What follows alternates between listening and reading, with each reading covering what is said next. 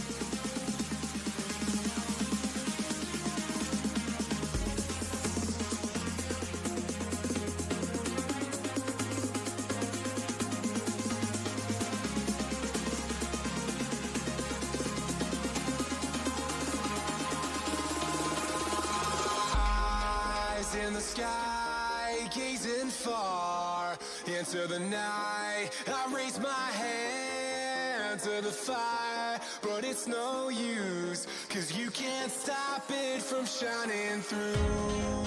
It's true, baby, let the light shine through. If you believe it's true, baby, won't you let the light shine through for you.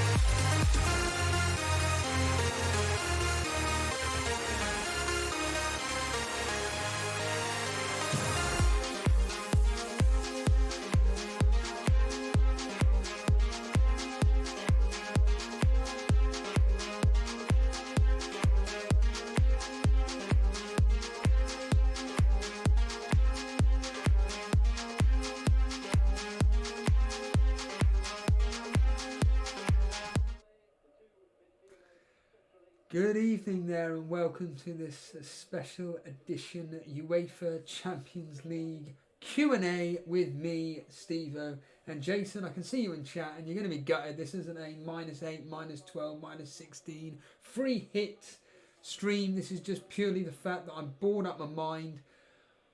I just thought, why not? Let's just do a Q&A, to be honest with you, because it's just a bit of fun, really, isn't it, at the end of the day? And yeah, it's the Champions League game. It's Red Star Belgrade versus Tottenham. That's the old thumbnail at the moment. I've got the game on. I did want to have it as Atalanta versus Man City, but unfortunately, the game isn't on the radio. So I have to stick with Spurs, to be honest with you. But whatever. We're not really here for that. We're all here to be talking all things fantasy football. Any questions, like I've just said, please just ask them in chat. I'll go through everything. I'm going to go from the top all the way through the bottom, just like a lot of other well-known streamers do. Anyhow, up on the screen at the moment here, we obviously have Tottenham's team news at the moment. We've got Gazina in goal, Foyth, Dyer, Sanchez, Rose, Ndombele, Sissoko, Dele, Son, Lo Celso and Kane. So, Son starts. I know he's had his red cards rescinded and everything. And I know good old Cy Bellamy saying how he'll never play a game again after what's happened here. But he's playing tonight. So there we are. So I have no idea what the team news is for Man City. So I'm going to find out right now. It's quite simple really. By the way, good evening all. Welcome. I will go through who's in the chat in a minute. Let me just find out what the Manchester City news is. Once that's done, we can find out exactly what's going to happen over the weekend versus Liverpool, because that is one of the big talking points, which will be, will Aguero be starting? And here we go. I'm going to find out live because I have no idea what the team is. And, Jesus starts. Haha. So Edison, Cancelo, Fernandinho, Otamendi and Mendy. Of course Mendy starts. Let's hope he doesn't start of the weekend so I get some points off the bench. Gundogan, De Bruyne, Bernardo, Mahrez, Sterling and Jesus. And of course, Aguero's on the bench as expected.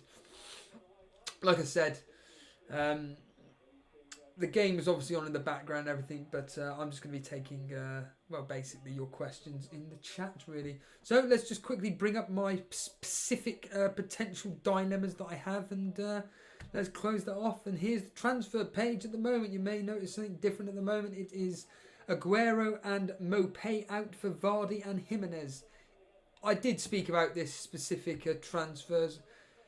Do you know what? I can't even remember. I think it was on Saturday with Jason that I did it, when we did the reactatory. Do you know what? I can't even remember what day it was, but certainly I discussed it with Jason. Jason liked the idea of Vardy and Jimenez in.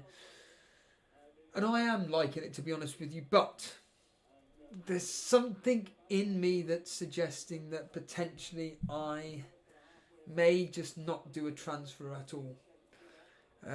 All the history is pointing to Vardy to be having a very, very good game versus Arsenal. I can't remember off the top of my head. Tune in for the history lesson tomorrow when me and Jason do our preview for Gameweek 12. But I do know that Vardy has got a very, very good history versus Arsenal. I do believe that the history will be going with he is the best captaincy pick this particular game week. Jimenez, another one. I just think that he's on form at the moment. He's up against Aston Villa. Mopé, he's had his chance for that one-off game and he failed the test. But of course, the other issue is that we've got a Mason Mount. He obviously went off injured yesterday. Obviously, nobody seems to know the severity of the actual injury itself, but I'd like to think that,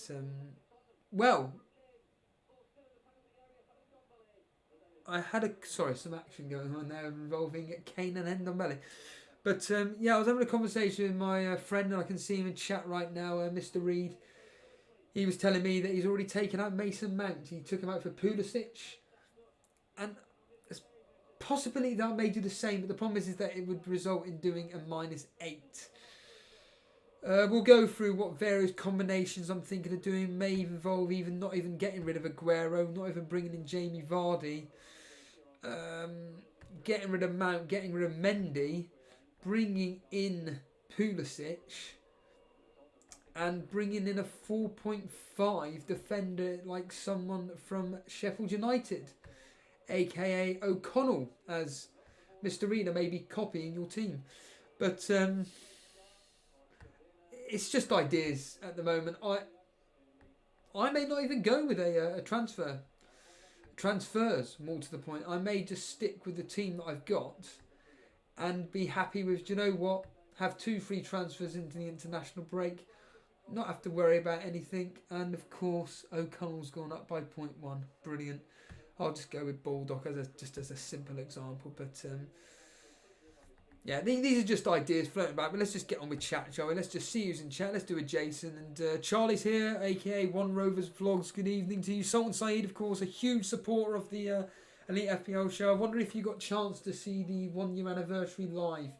Be interested to hear your thoughts on that. Of course, Nick Reed, as I've just mentioned, FPL Mechanic, thank you for the advertisement in the Discord. George B, Uncle Juicy TV, Chelsea Flyer here as ever. Crazy result for you yesterday, wasn't it, Chelsea? 4-4. Of course, we've had a result tonight. Arsenal drawing 1-1 at the depth. Unbelievable. Wonder if Dan's watching this right now. Wonder if he wants to come live on air and discuss Arsenal, because shambles, absolutely shambolic. I don't care how rubbish the team was, as in the Arsenal team. At the end of the day, you're winning 1-0 and then conceding in the 91st minute. Dear oh dear. Yav, a good afternoon to you there. Like I just mentioned there, Jason is here as well. Raheem Sterling's just scored. Raheem Sterling's just scored for Man City. Oh, wow. Jesus with the assist. Ha! And I wanted to flame and choose that game, not this one. So there we are. Raheem Sterling's just scored. Wow. Incredible. Bruce here. Of course, I just mentioned Jason, Michael Svedling, good afternoon, Alex A. Rama, Davey P, welcome. Zinga Zanga, welcome to the stream. MSK, and there are various other people in the chat. Like I said, I'm aware that this is a complete what do you call it? Spontaneous stream, to be honest with you, but welcome. Oh, James Bang's here. Good evening. Esquire, good evening to you. We've already one question straight away from MSK. I'll answer that in a minute. But yeah, Chelsea Flyer, just adding to the point about Chelsea drawing 4-4. At least they came back from 4-1 down. Yeah, it took having 2 red cards. But whatever. The point being, you got it to 4-4. Of course, Aspilicueta getting the 5th, but ruled out. Ruled out for handball, unfortunately. But yeah, we had a question in from MSK117, replacements for David Silva, whereas I always do, I will just go straight to the midfielder section, and I just always, as I always do, look at players that are around his price range, which is 7.7, assuming he got you in at 7.7. Quite literally just go on here, which is the price point screen, hit 7.7, in this case 7.8, and just scroll down. We got Mason Mount, Maddison, Tielemans, McGinn, Pulisic, Perez as the top scoring midfielders in that price range. And you know what? As it stands right now, depending on who you've got, but it's got to be Maddison, Tielemans or Pulisic to replace David Silva. We could do what Jason did and get Martial. That's another potential one to consider as well. But I think of the top scoring midfielders at the moment, certainly Maddison and Pulisic, as of now, are on form. Maybe even Perez, Stein, our regular contributor to the show. Perez, he's in form at the moment. Admittedly, blanked against Crystal Palace.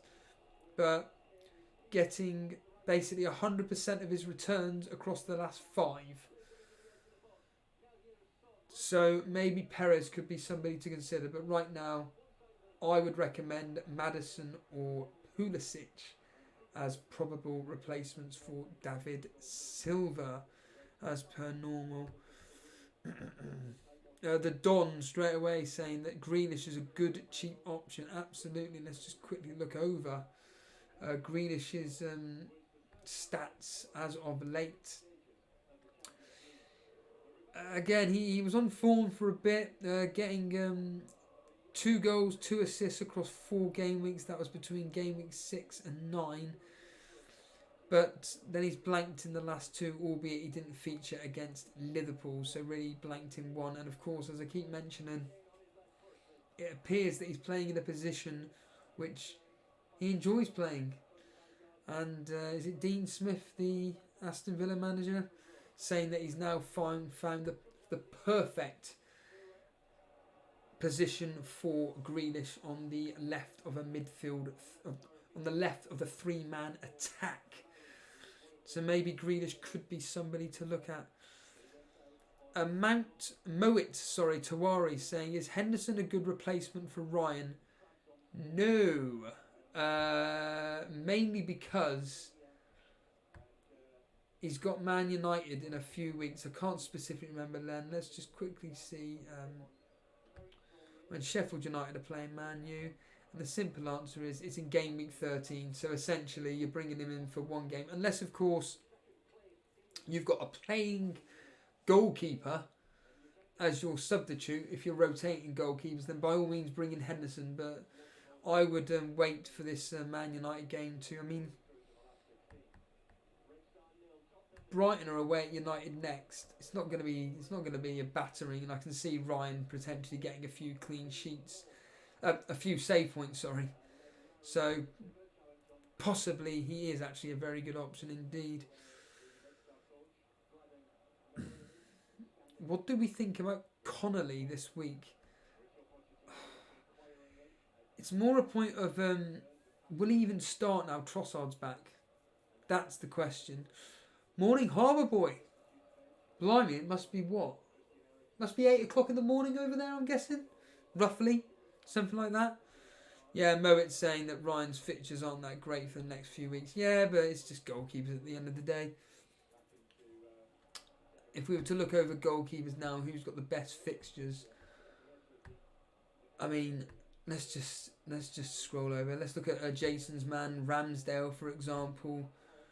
Ramsdale could be a good option. You know, Bournemouth don't concede anymore. They don't seem to ever.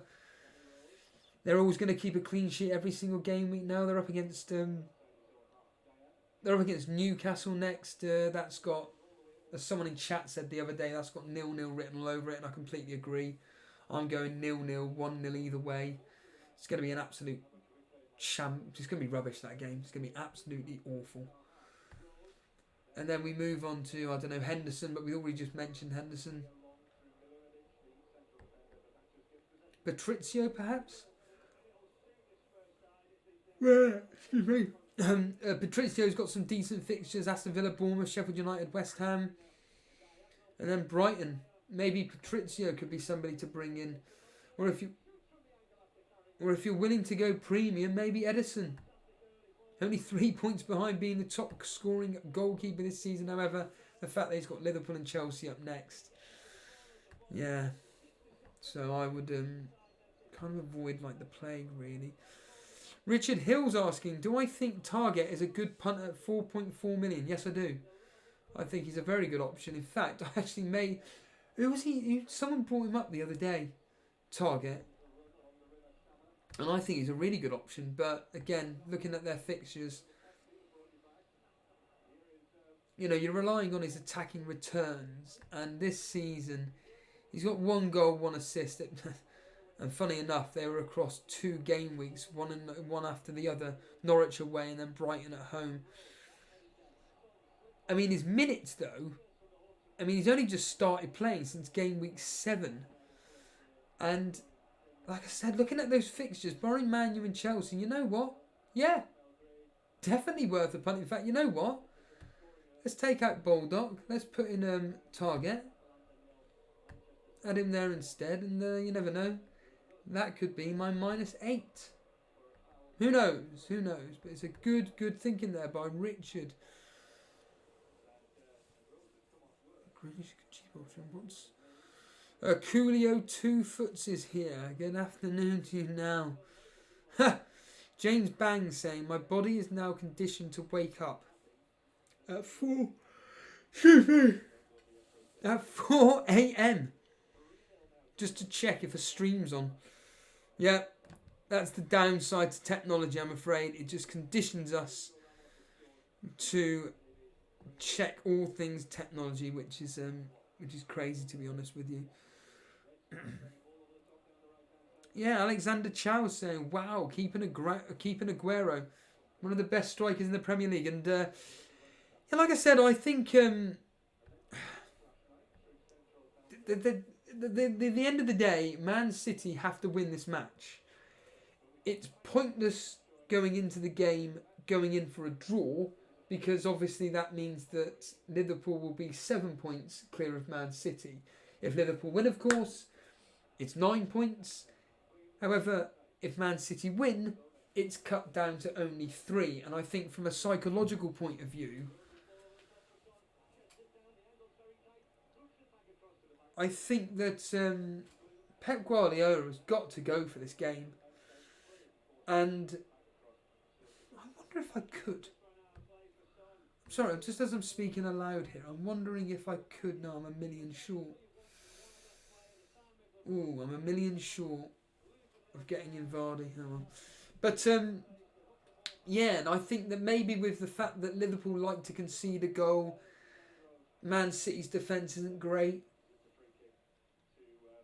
I'm thinking potentially this could have a lot of goals in it.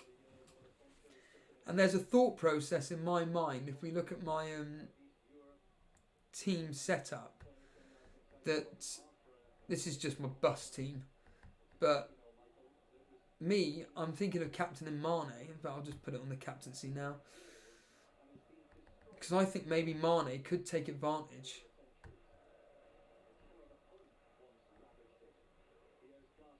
of Man City's defence here.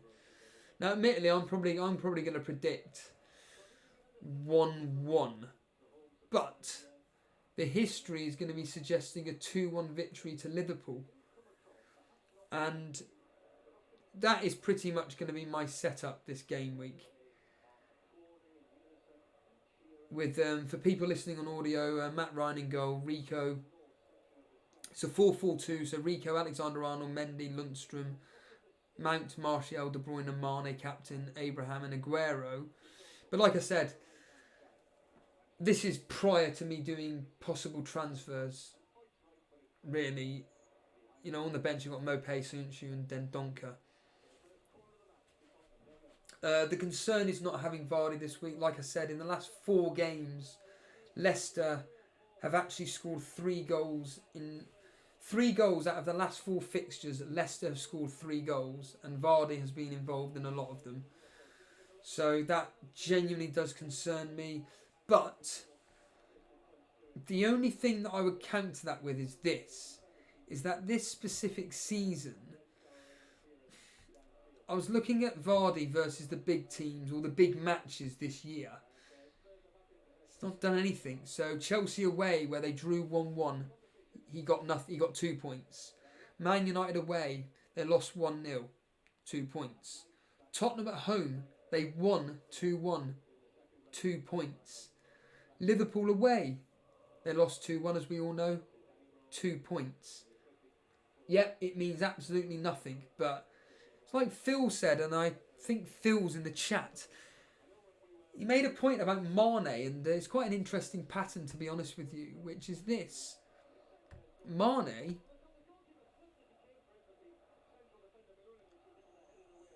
goes double-digit haul, single, double-digit, single, double-digit, single, double-digit.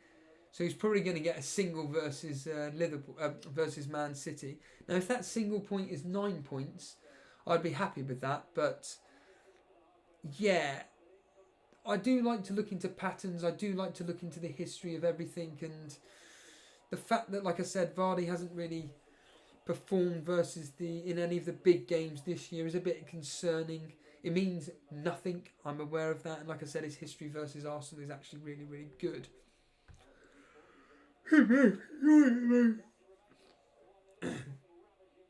Alexander Chow saying, I'm so happy I got Vardy for the Newcastle game because I don't have to think about bringing him in.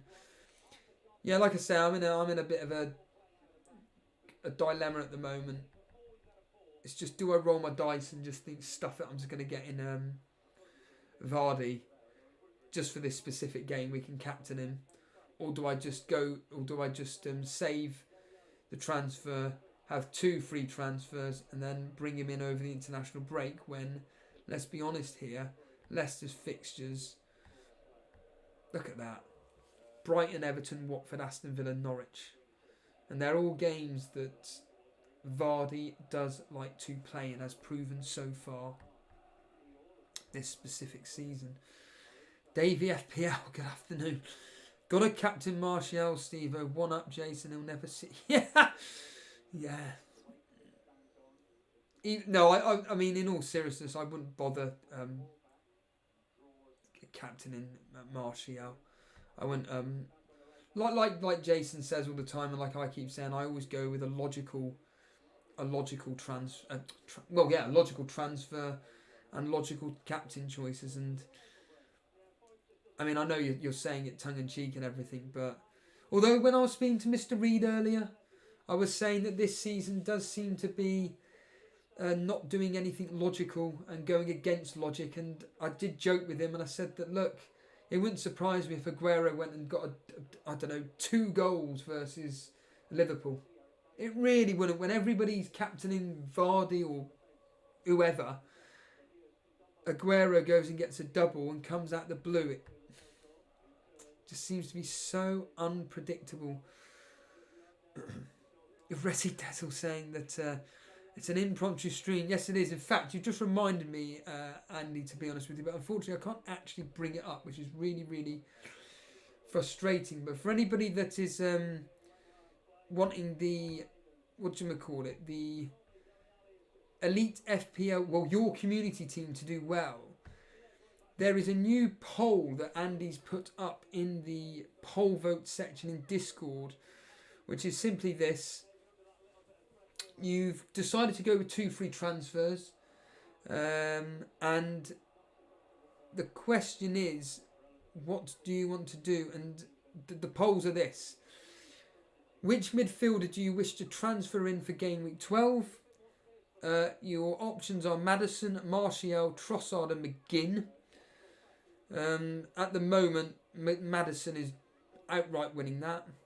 And then, which striker do you wish to transfer in for Gameweek 12? Again, this is 2 free transfers. 5 options there. Jimenez, Musset, AU, Wesley and Ings. And way out in front is Jimenez. So it looks like the transfers will be Jimenez and Maddison. But, like I always say, get involved, have your say, and you never know, you may get the final decision and it won't come up. Surprise, surprise. Hold on. Gazaniga's just put in a quality save. This is the thing though, doing Champions League stuff, I just have no interest in it. This is what FPL does to me. David Hackinson saying there's more chance of Mane getting a brace. Yeah, exactly. It could be anything. Any illogical thing you can think of this week, put your captaincy on them instead. Staz saying, if you didn't have Vardy as captain, you would go with Trent Alexander-Arnold. Oh, could you imagine that? Could you imagine that? Alexander Sow saying that he's got McGinn because I'm looking ahead, and as I got away with it, Cantwell as my blimey, I've had Cantwell as a 4th man midfielder. Again, Alexander Chow saying, I wish I had Pulisic or Mount. I need them. Pulisic for now certainly seems to be the one in form at the moment. Samir Khan, thoughts on my transfer? Lundstrom and Tielemans in for Otamendi and Harvey Barnes. Yeah, nice. For free as well. Yeah, they're very good transfers indeed. Like them a lot. Solid. We all know what Lundstrom is capable of. Essentially keeping clean sheets. But because he's classified as a midfielder, I don't know why, his bonus points go up a bit more. I mean, Staz saying, is TA actually a captaincy option for this game week? Liverpool could actually keep a clean sheet. City are injured and all over the place. If you got the balls to do that, then you're more than happy, as Jason always says, to come on air and tell us about it. Harbour Boy saying, in the Vardy dilemma as well, I could do Wilson to Vardy for -4, but not sure whether that's an essential move or not. It's such a difficult one, isn't it? It's such... I mean, I had the dilemma from a wild card the other week, which was... I was thinking, do I go with Wilson or Vardy? And if I go with Wilson, it means that I've got 2 favourable fixtures. And if I bring up what they were at the time, they were... So this was, what, 4 weeks ago now? So yeah, it was Southampton and West Ham, I think it was. Maybe even... Yeah, it must have been Southampton, West Ham. And I thought, do you know what? I may as well keep Wilson for those 2 decent fixtures. And if I regret not getting in Vardy, then I just do it. But obviously now with hindsight, I'd wish I bought Vardy in the end. But I stupidly went with Leicester double up defence. And if you want to see the hurrah over all that, then by all means go back on the streams and watch my wild card draft meltdown.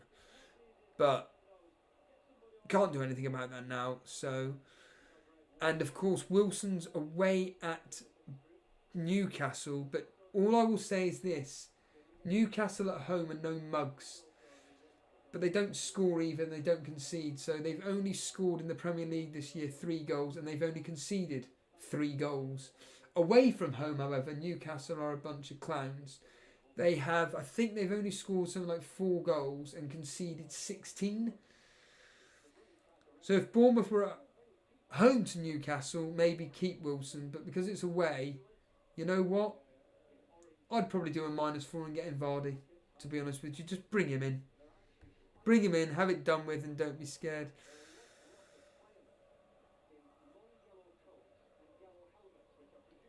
Zinga Zanga saying that Wijnaldum in to get rid of David Silva so he can get the money to bring Salah or Mane in the next weeks. Surely there must be somebody cheaper than Wijnaldum. In fact, let's find out how much Wijnaldum is. So there must be somebody you can fund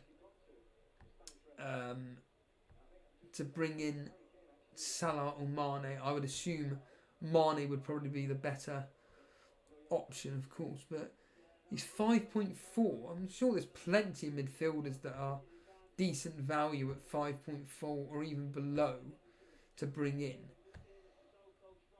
So McTominay gets stuffed. Well, I say that. It's not exactly... Do you know what? I'd rather get Matinho. At least he plods along with the odd assist here or there. But barring that, there is absolutely nobody. 5.4, but maybe... Oh, he's 5.8. I was going to say Trossard, but he's 5.8, would you believe? Yeah, that's a bit of the pickle, isn't it? Certainly, I wouldn't be bringing in Wijnaldum, but... You know, that's completely your choice, your opinion, your decision making. Samir saying Vardy or Abraham for the captaincy. It's got to be Vardy. It's got to be Vardy.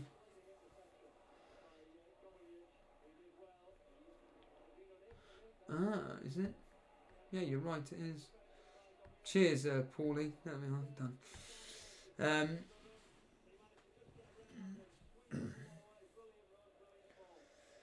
Stephen McGinn in for Fabinho. McGinn in for Fabinho? Yes. Please explain why.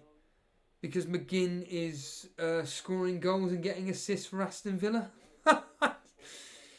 The Don saying Abraham or Jimenez as captain. Of those two, based on Abraham's form at home and everything, I'd probably go with Jimenez because they've conceded X amount of shots in the box or anything like that. So, Chelsea Fly, what do you think about Wolves' fixture this specific game week? Will Traore do anything? I don't know if... Well, that's just a lottery there, but if I was predicting, well, we're predicting the game tomorrow. Wolves at home to Aston Villa. Because they're playing the Europa League tomorrow, you know what that means. It means 1-1 to Wolves, so I'll probably go with 1-1. We know what happened in the Carabao Cup. Aston Villa came out on top 2-1. I think it's going to be a tight game, to be honest with you. And I think that it will probably end up as a draw, like every other game that Wolves seem to play. Rokas, what's a good goalkeeper to replace? We've already discussed this, but Patrizio, Henderson, if you really want to, if you've got another replacement for goalkeeper, i.e. on your bench, a playing goalkeeper more to the point. Bergsby saying that Wolves have a weak squad, though. That's not my problem. The point being is that they're in the Europa League. They knew they were going to be in the Europa League. They should have strengthened in the summer. They didn't. And this is what they've ended up with. And this specific season, like I said, they've drawn what? 1, 2, 3, 4, 5. They've drawn 6 games out of 11, 1-1. Hold on. Oh, Man City nearly going 2-0 up. Surprise, surprise, Kevin De Bruyne involved in the action. Yeah, so Wolves, 7 out of 11 games they've drawn, and 6 of them being 1-1. That's crazy, that is. That's absolutely crazy. So there's my prediction, 1-1. So is it worth bother bringing in Jimenez for that particular game? Gravy Dave, what are your thoughts on the Palace keeper? Good point. Crystal Palace, very solid. Defensively, it'd be Guaita, I'm assuming, but didn't Hennessy start the other day? Yeah, he started versus Man City and Arsenal of all teams. I'm assuming because Guaita was injured. Is Guaita back now? And the answer is, well, he played the last game, so I'm just going to assume he's back. 5 million though. I don't like spending more than 4.5 on what I classify as a non-premium team. As I always state, I always classify premium teams as teams that are challenging for the top 6. Your traditional, so Liverpool, Man City, Arsenal, Tottenham, Man United.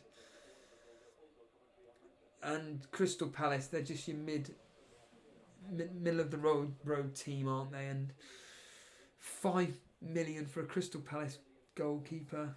Me personally, no, but decent fixtures. Chelsea away. History's only suggesting a 2-1 victory to Chelsea, but only just. It could end up 1-1 that. Liverpool at home, well, we all know that Liverpool aren't exactly scoring many goals. They're scoring, but not many goals. And then they've got a beautiful set of fixtures. So, Harry Kane's...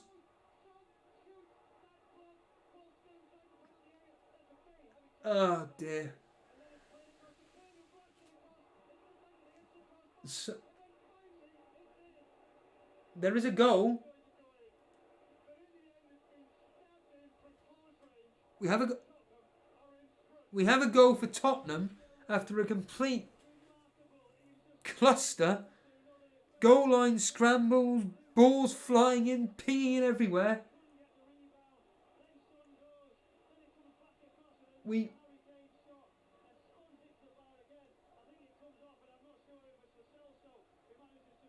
Could be Lo Celso that got the goal.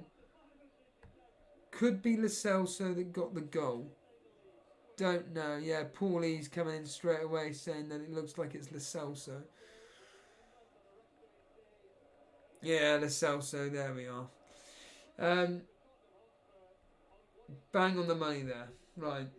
Also, what was I going to say regarding transfers? Well, one of our mini-league rivals, and we'll bring it up on the screen in a second, one of our mini-league rivals has done a -8. We all know who he is. It's good old FPL Booner. And basically, FPL Booner has done a -8. Now, I'm hoping I can bring his Twitter up to show you guys exactly what he's done. Of course, I can't access it. Right, let's just quickly bring up FPL Booners. He's done a -8. So I will bring up what he's done. Hopefully I can find it quite quickly because you guys will be able to comment. Here we are. Excellent. So FPL Booner, regular well, he's a huge fan of the show. This is a -8, I believe. Oh no, 2 free transfers done. When you're having a bad season and can't be asked to overthink transfers, Sterling and Tammy to Kane and Maddison, done. There we have it, everybody. What are you thinking? And well, at the moment, I'm assuming this is a bust team, but he's going to be captaining Spurs. Son. So Sterling and Abraham out for Kane and Maddison. What are you guys thinking on that? He is your David Atkinson saying he's done a -8. Wow. The Don straight away saying, oh dear, taking out Abraham for Kane. Yeah. It's an odd one. But I said to him, well, as a rival, good luck. Very, but like he made the point, when you can't be bothered, when you just don't care, just do it. And that's what he's done. And maybe that's the attitude that a lot of us should have. People like myself. Maybe I should have that attitude. Couldn't care less, do whatever. Gravy Dave as well has done a -8. And he's just behind me and Jason. Gravy Dave, are you in the Cash Mini League? If so, let me know what your team name is and I'll just bring it up. Sherlock Hulk saying that he took out Otamendi for Trent Alexander-Arnold. That's a beautiful move. Very, very nice move indeed. Gravy Dave saying he doesn't think he captained Son versus Sheffield United. No, nor would I. I would. I'm predicting a close game. That 1-0 either way. 1-0 either way. 1-1 0-0.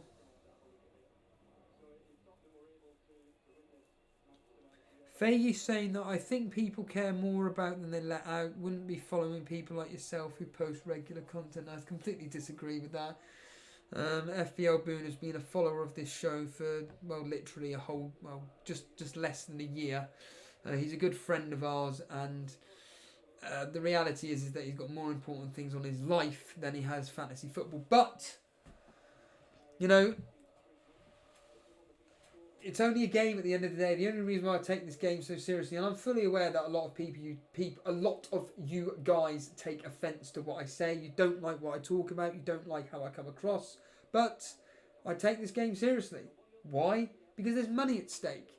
I know that James from Planet FPL thinks that people that take... Well, what he says is he understands people takes this game very, very seriously, but he doesn't. So he doesn't stress... He doesn't stress about it, shall we say. He doesn't think about it all the time. But that's because he doesn't invest in cash mini leagues, etc., as seriously as I do. Whereas I, on the other hand, take a cash mini league, the Elite FPL one, very, very seriously. And yeah, I want to get into the top 4 places. I'm not like Showman the Mane, who comes out, and I love the fact that Showman the Mane has the audacity to come into the chat and basically stick a middle finger up to all of us that are part of this cash mini league and just basically say I'm winning it. I'm participating in this league to win it. Whereas I'm like Arsenal of a few years back and saying that I'd rather just get in the cash mini. I'd rather just get in a cash spot, which is the minimum of 4th. Get 4th, and I'll be happy with that because I'd have won some money, essentially. And yeah, at the end of the day, I'm in it for myself. But for people like Boone or whatever, you know, he's not enjoying the season. He's openly admitted it. He's finding this season, I don't want to speak on his behalf, but he's just finding this season particularly frustrating. That he's just getting absolutely nowhere. Although ironically he's above... Actually, is he above me? I don't think he is above me anymore. I think I went above him, but he was actually above me for the whole of the season. and and he thinks he's having it bad. But I'm certainly not having. I'm having a horrible season. And admittedly, this particular game week, I've had a stormer of points coming through, and I've moved up to 58th in the Cash Mini League. But you know, at the end of the day, I get more. Don't want to keep banging on about it, but it's just I want my differentials to do well. I'm not really interested in. Well, I am obviously interested in the highly owned players like Abraham, Mount, Mane, Lundstrom, doing really, really well. But because they're so highly owned, it doesn't really bother me what points is, because people that I work with will tell you I'm exactly the same at work. Sahil, if you're watching, hello. But even at work, when, say, Sahil or whoever was to come up to me and say, oh, Chelsea are winning 1-0. Who got the goal? Oh, it was Mason Mount. Brilliant. What about, for example, if I was to get Pulisic in? What about Pulisic? Oh, he's done nothing. Brilliant. Because why? Because I already own Mason Mount. By the way, another idea that I actually thought about, which would be interesting, is I was thinking of going back to 3-5-2, getting rid of Dendonka, getting rid of Mopé, and bringing in and doing the triple up again, but this time with Pulisic, with what's his face, with Mount and Abraham.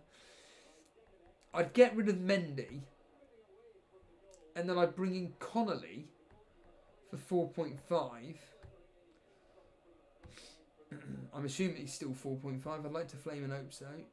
He's 4.7.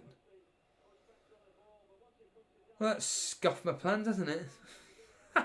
Connolly's gone up to 4.7. Wow. Oh, and then I've got... Hold on.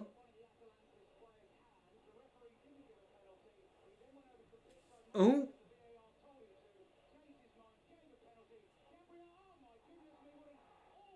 Jesus has just missed a penalty. Jesus has just missed a penalty. I don't know if you could hear that, but that's one of the worst penalties the commentator has ever seen.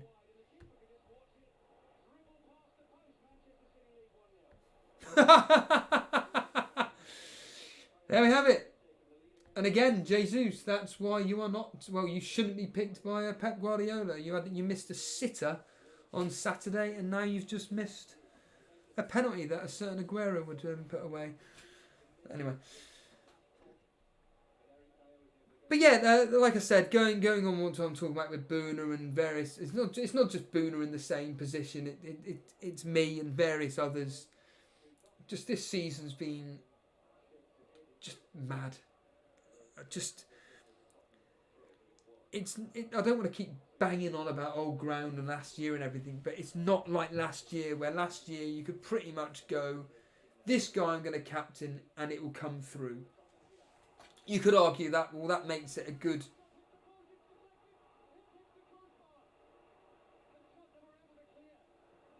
Red Star Belgrade coming close. Hitting the crossbar.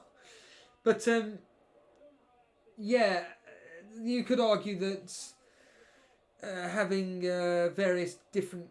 the big captains not coming through, but other players coming through is a good thing. It's unpredictability, but it just makes playing the game very, very frustrating, because it just... I don't know, just for me, I just find it a bit boring that you're kind of making, again, logical moves, captain choices, but nothing seems to be going our way, so to speak. But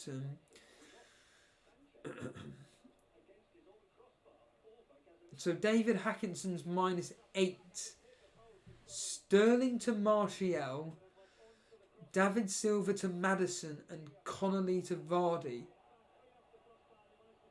for a -8. So you're basically relying on Arsenal to be potentially, well, not necessarily battered, but Leicester to do well against Arsenal. Like I said, my only concern with Leicester is that I don't know. I just think they seem to maybe bottle it. I just think that their opportunity to beat Man United, but they lost 1-0. Just for me, says it all, really. Could I be saying something that on Sunday morning, Sunday evening, whenever, you could be looking back at this stream and going, blimey, Steve was right. Leicester bottle it against the teams that they should be beating? Or will you be coming back and saying, why didn't you bring in Vardy? Could it be me saying that? Why didn't I bring in Vardy? The statistics were saying it all along. Again, we'll find out on Friday. There will be probably a Friday deadline stream, everybody, just to give you a heads up. So I'll plug that now. So, what is it, 6 o'clock? 7 o'clock, the deadline, isn't it? 7, is it? Yeah, is it 7 o'clock? Am I being thick? It's just, when is the deadline? I'm being completely thicker, aren't I? 7, it's got to be.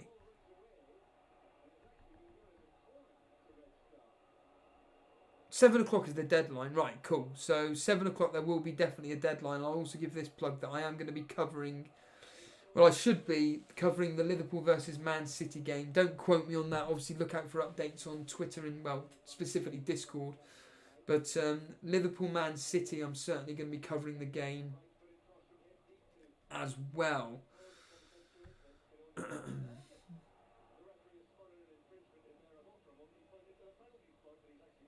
Jonathan, I read that as Jonathan Pierce.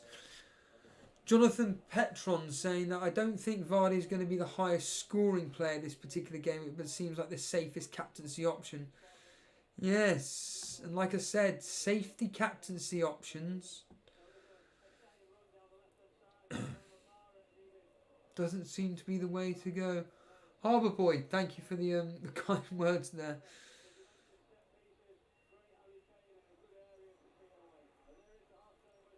Faggy making a point here saying that a lot of people just take this game a lot more serious than others, as we want to get as much information as possible. It's the reason why we follow people who post great content.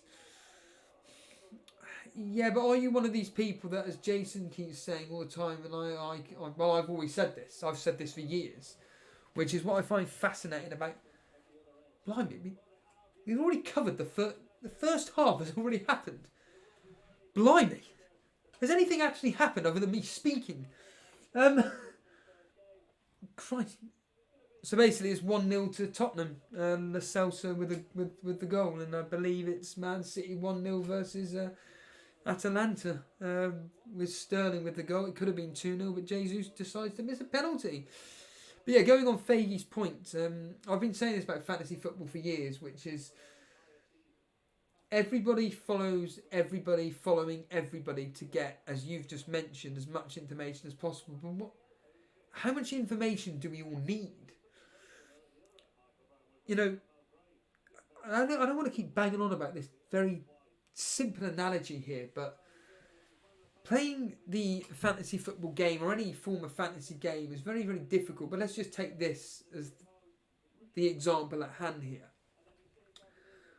It is very similar to playing the lottery. The only difference is that with playing fantasy football, you've got, depending on what kind of player you are, but I'm not like this, but it's the statistics model which says X, but let's just take a random, let's just take a player that I'm thinking of bringing in this game week, which is Jimenez, right? And the statistics, you know, the reason why I wouldn't mind bringing in Jimenez is because, number one, let's just quickly bring up Wolves' fixtures, like I've just said. Jimenez has got some decent fixtures. He's the main forward for Wolves. He's in form. That's all I care about. That's just me You could argue against me whether that's a bad thing. You could argue with me whether it's a good thing or not. It doesn't matter. We'll just agree to disagree. But the point being is that someone like Jimenez, the heat maps may say, for example, that, well, actually, it's not really worth bringing him in because he spends all his time over here. I couldn't care less. He's in form, he's scoring goals, getting assists or whatever. I'll bring him in for this kind run of fixtures. But reality is that you cannot predict when a player is going to score. You could take a random probability of a certain player scoring based on statistical analysis and everything, all the form that they're showing. Reality is that you could come to, again, I'm fully aware that tonight's just some impromptu stream where you've got me just randomly answering questions that you guys are kindly just posting in the chat, and I'm just willing to answer them as honest as I can. But like I keep banging on about, the reason why we do this stream is because for people like myself, I just enjoy talking fantasy football. Jason alluded to it the other day, which is quite simply this. There's not much that goes on in my life other than fantasy football and various other hobbies that I enjoy doing. But other than that, the main bulk of, or certainly a high bulk of my life is fantasy football. And, it's either not talk about it or do a live stream and talk about it and get the community involved. And something that myself and Jason pride ourselves on is the fact that what I've just mentioned is that we like to get the community involved. We don't shy away from anything. We're willing to answer, give or take anything. And we just give you an open and honest answer. There are literally thousands of fantasy football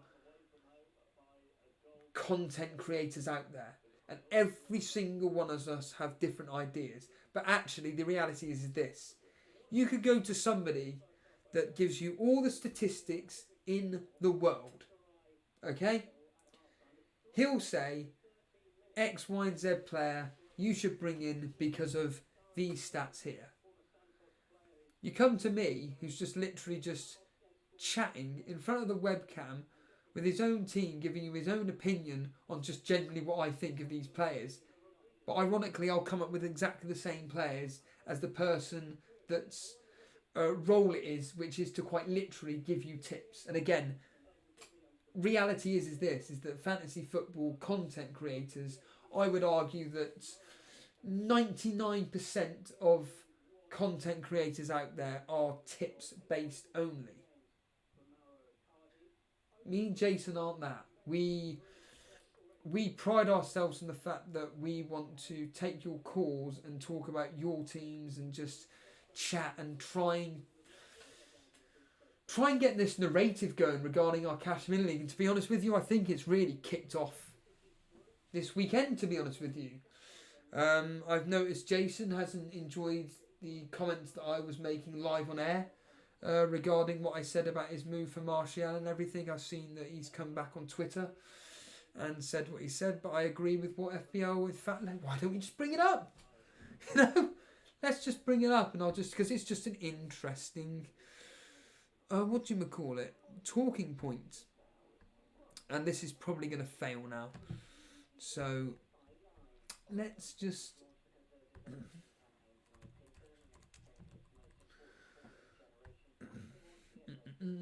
Where is it? So this is what Jason posted the other day, which was an interesting talking point. There we are. Right.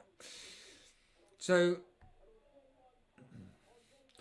Steve says that I copied him on the Martial. Fair enough, but it doesn't change the fact that your most differential team to mine this season so far was pre-wildcard, and you basically wildcarded into my team 5 differentials. Essentially kind of saying that I copied his team, which is a load of BS, but whatever. But the reality is like, I'm glad Jason brings this up, because just, and then, where is it? One of the replies, it was regarding maybe it wasn't on that one, but whatever. The point being is that one of our contributors on Twitter made the point that if Steve was to bring in Jamie Vardy, that isn't really copying. That's just the most logical trying to think where it is. Just so much.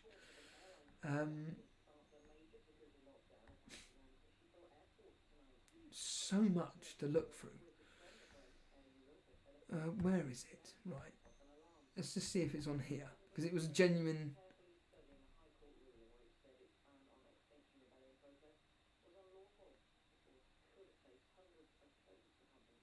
No, it's not even there either.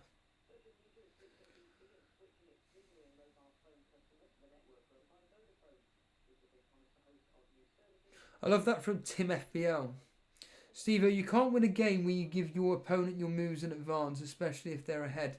Yeah, but I'd already done the transfer. So, yeah, that's just a stupid argument. That doesn't even make sense. You're an idiot.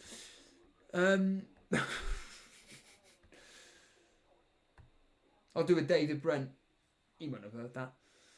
But yeah, I just feel like this particular game week has stirred up the Cash Mini League. I know that Show Me the Mane has been taking the mick out of certain people and is getting a bit irked by some of the comments being made. And what was that saying there? This is my point. This is great. This is great conversation.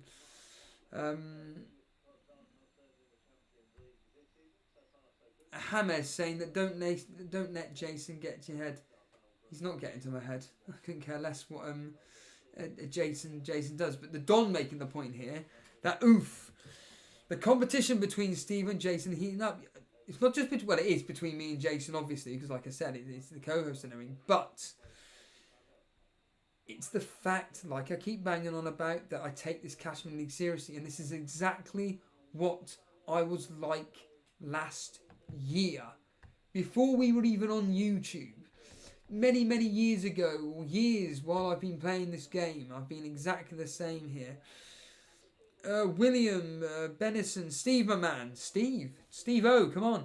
Aguero opinions. He was out if he was starting tonight for me, but now I've changed my mind. But then again, 12 million costing striker that we don't know will play. What's your opinions? Yeah, well, I'm in the same dilemma, to be honest with you. It's a question of, well, I think it's obvious he's going to start.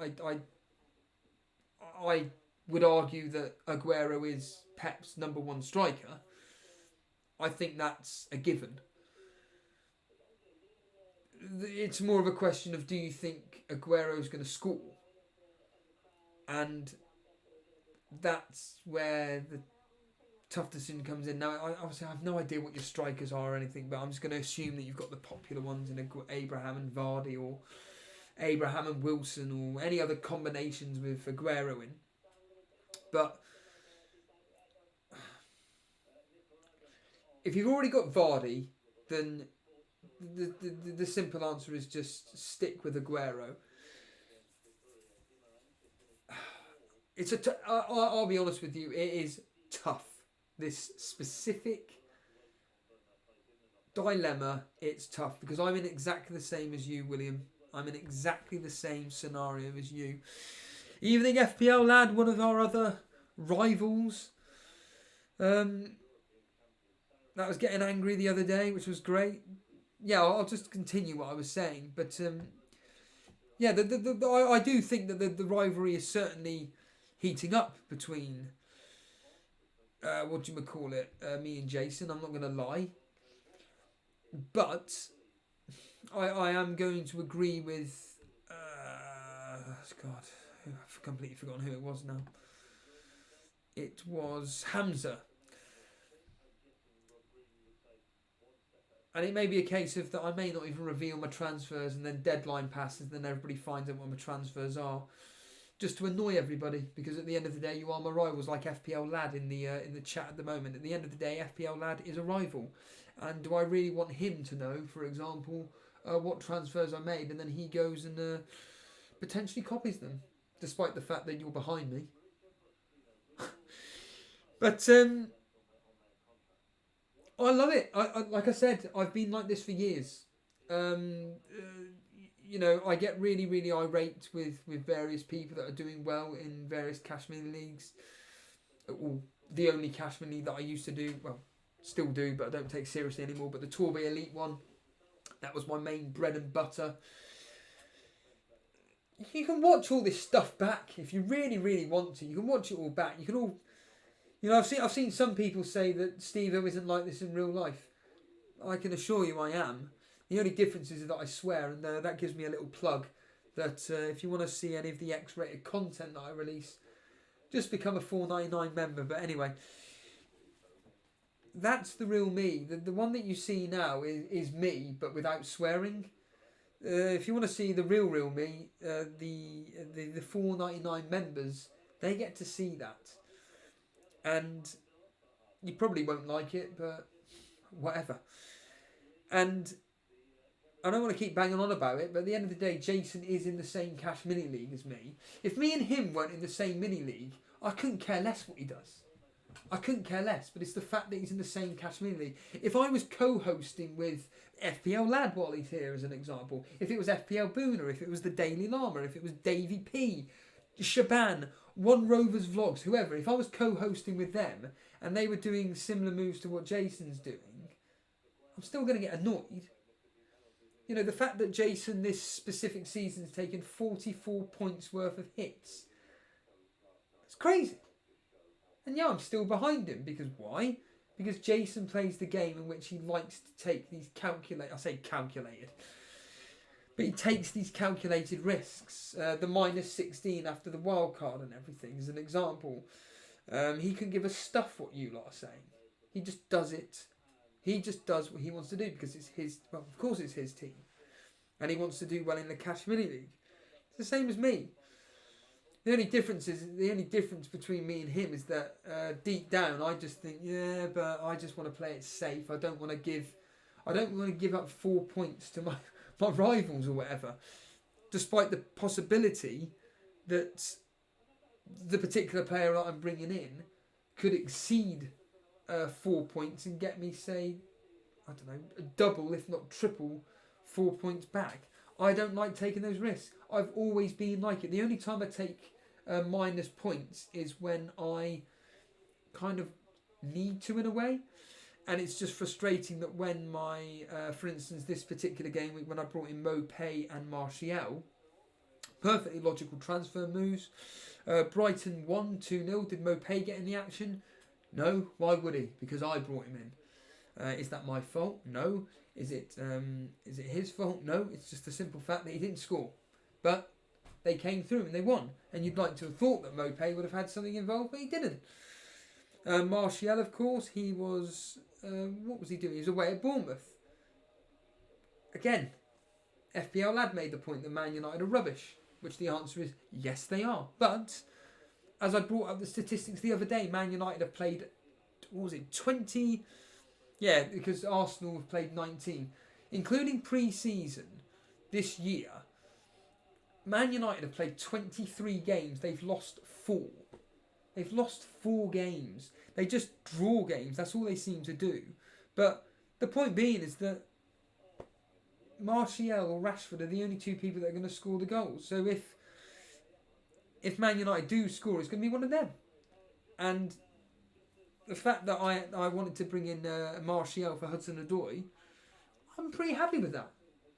You know, I'm happy with that. And the only reason why I got annoyed with Jason the other day is because he said the day before he just thinks that investing in Man United assets isn't a good idea, and then the following day he does it. You know, that's why I got annoyed. You know, like I said, it doesn't have to be Jason. It could be anybody. I'm sorry to keep picking on FPL Lad. It's just the fact that he's on my screen right now. But it could be FPL Lad. He could come live on air, and he could say he said what he said. Man United are absolutely useless. They're a bunch of clowns. Can't stand them. I would never invest in a million years into Man United. Following day, hello Steve-O, mate. Hello mate, how's it going? Yeah. What do you think on this transfer that I did yesterday? Go for it. Yeah, I took out Mason Mount for Martial. What? But yesterday you came up. It doesn't matter. It could be, like I said, it could be anybody. I couldn't care less. I just get very, very frustrated by, well, let's be honest here, rivals that for whatever reason go against what they say. I don't quite understand that. It's very peculiar indeed. Indeed. Human being asking, hey Steve, would you go with Salah or Salah Mane combination or Trent Robbo combination? It's got to be Salah and Mane. I always go with the attacking. This is just me personally. I always go with the attacking players. Even though ironically I know that Trent and Robbo are attacking, but Salah and Mane for absolute definite. I think I do like to double up on them.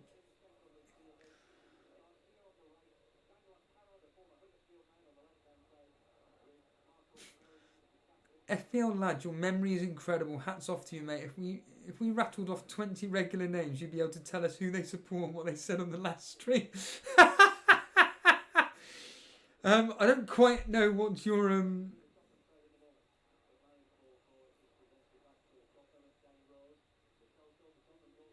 I don't quite understand what you're going on about there.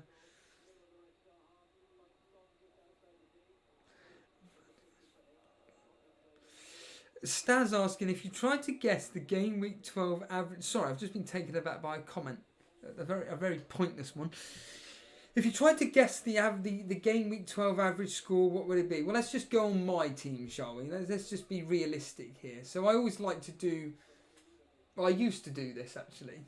In fact, Cy Bellamy, if you're watching, remember when I used to go through the top 10 teams in our Cash Mini League and I used to predict what the teams would get, and I'd actually be pretty good at what I'd predict.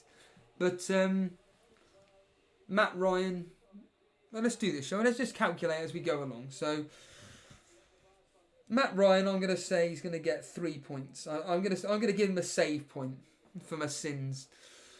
Rico, I would predict, a clean sheet. So that's what, 6 points. Alexander-Arnold, 2 points. Mende, 2 points. This is assuming these particular players start. Lundstrom, 2 points. Mason Mount, I don't think he's going to start. So let's just say I've got Pulisic. Let's just say I bring in Pulisic for Mason Mount. And I would say, based on Pulisic's form, he'll get me a minimum of an assist. So what's that? 5 points. Hold on. Red Star, Railway nearly going close there. Martial to score? Yeah, why not? So that's what, 7 points total. De Bruyne versus Liverpool. I'm going to go with, let's just give him an assist. So what's that, 5 points? When I say 5 points, I mean the 3 plus the 2 for the minutes. Mane, let's say he's going to score, and if he's my captain, so what's that, 10 plus, so 5 plus 2, that's what, 14. Ooh, Atalanta have just scored. What a shame. Abraham at home to Crystal Palace. Well, he does nothing, so that would be 2 points. And Aguero away at Liverpool. Let's just give him a goal. So that's what, 4, so that's 6 points. So based on that, and let's just throw on 3 bonus points total. That's 57 points. So if you're going to ask me for an average, then I reckon this week's average is going to be between, say, 53 and 60 points. Average. So 53 points and 60 points is what I believe the average will be. I'm probably going to be completely wrong, but whatever. Again, this is just a guessing game. Wilson and Mount, the Don is asking, to Jimenez and Pulisic worth a -4. God, blimey. Yes. Flapjack. Hey Steve, I hope you enjoyed the gym. Nope. Mainly because I can't stand going to the closest gym that I go to. It doesn't matter. I could do a podcast on that alone. But anyway, Charlie at 4.2. Charlie Taylor at 4.2. Will he play now? Well, all I can tell you is this: is that Sean Dyche came out with the fact that he was very, very, very disappointed in the team that performed on Saturday against Sheffield United, and he said that all places up for grabs.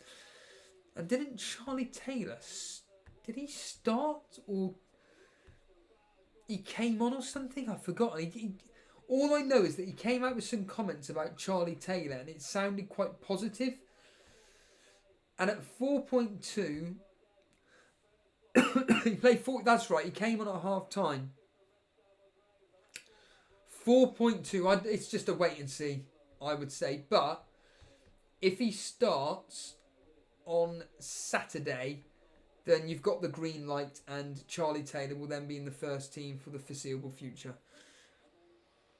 Zingzanger asking, what do you think about Richarlison? More of a question of what do I think about Everton? Their pants. Avoid like the plague. Useless.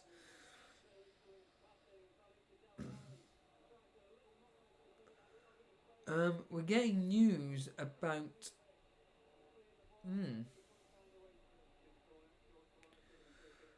Paul Lee is coming in with news that Mason Mount is... What's this? Sorry. So Paul Lee, breaking news. Well, straight away, Paul Lee is saying that Edison has gone off at half time and that Bravo has come on. Well. And Paul Lee is also saying that something to do with Mount and the fact that he is actually going to be out for a while. Here we are. If I can just bring it up here. Mason Mount is out until after the international break, apparently. That's on Twitter.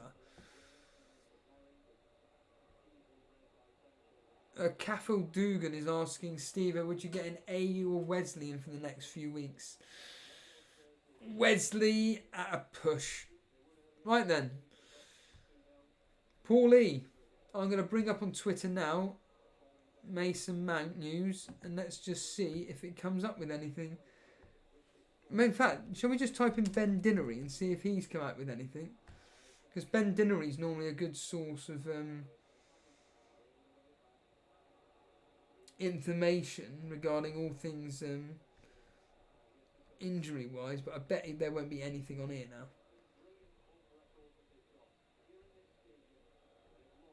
No, there won't be anything on there. So let's just type in Mason Mount. And let's find out if anything's come up on Twitter.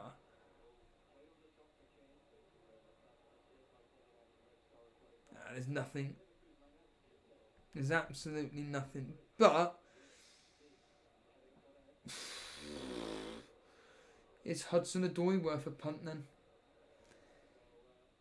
Is Hudson-Odoi worth a punt then? Back on Hudson-Odoi train again. Or just do a straight swap to Pulisic. Oh, this is finally difficult. Paulie, if you do find out the information, let us know straight away. Liam Wilson, Steve, have you considered Watford players? Nope. Although they haven't won a game, they've got great fixtures coming up. I just don't trust Watford at all. They're just awful. They're just absolutely awful. Again, my opinion, but Marco saying is Janempo from Southampton a good option? I saw on the Fantasy Football Scout site that he could be a good option with their fixtures and everything. And do you know what? Again, it's Southampton. Nah. Drazera saying, hi all, what more do I need? An impromptu Steve-O stream on my big TV screen, Dragon Ball Z Legends on my mobile, and Mario Kart on my deluxe Switch. Pure bliss. I can't see how this is entertaining, but Alexander Todorov saying, Watford is a good short-term differential if someone has low ranking Pereira or Delafay. Well, let's just shall we just look, shall we? Let's just look at over at Watford, but realistically, relegation tripe. But out of respect to you guys, let's just bring up Watford.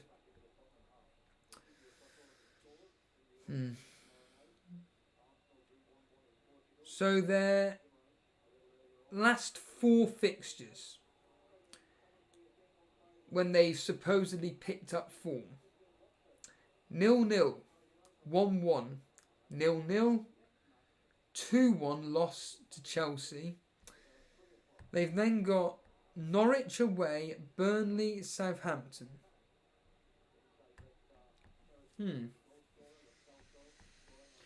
Well, let's see Delafeu then, shall we? Oh, he's a striker, isn't he? Blast. I forgot about that. Wow. 1 goal and 1 assist all season. I mean, I know that the whole idea of this game is to get ahead of the curve, but... Nah,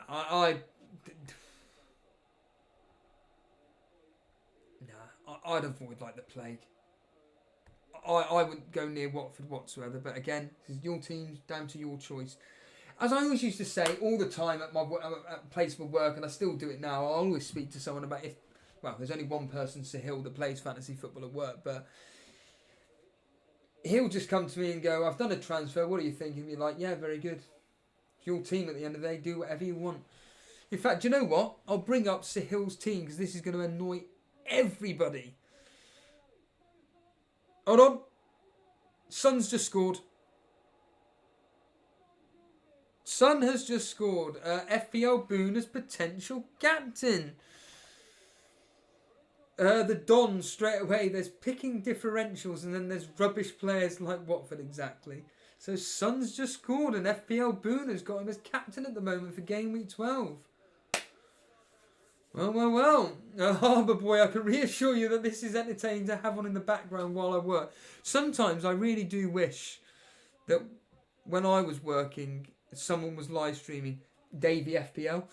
I remember when Davey FPL was live streaming actually, when I was on break. It was fantastic. Really, really just surreal because I always watch. Well, in fact, I do. I listen. I don't watch. I listen to all the streams and everything, and they're always on replay, so it's really weird participating live. Very strange indeed.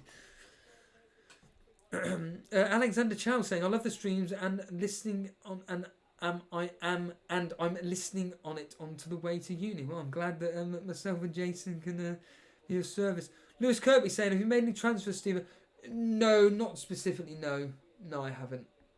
I'm considering it, but as someone mentioned earlier, why play into the hands of your rivals? Good point. So I just want to bring up Sahil's team because I know it's just going to annoy everybody. Funny enough, his team is called Chicken Tikka Mo Salah, eh, Charlie? 97 points this week. Look at that. 97 points. He had Carl Walker and he made a point the other day. He came live on air, funny enough. And he said that he was going to get rid of Walker this game week, but he thought he'd just give him one more game. And that's how he repays him. Git. Fantastic team, that. That's my work colleague, by the way. He's in my the other cash mini league that I used to take.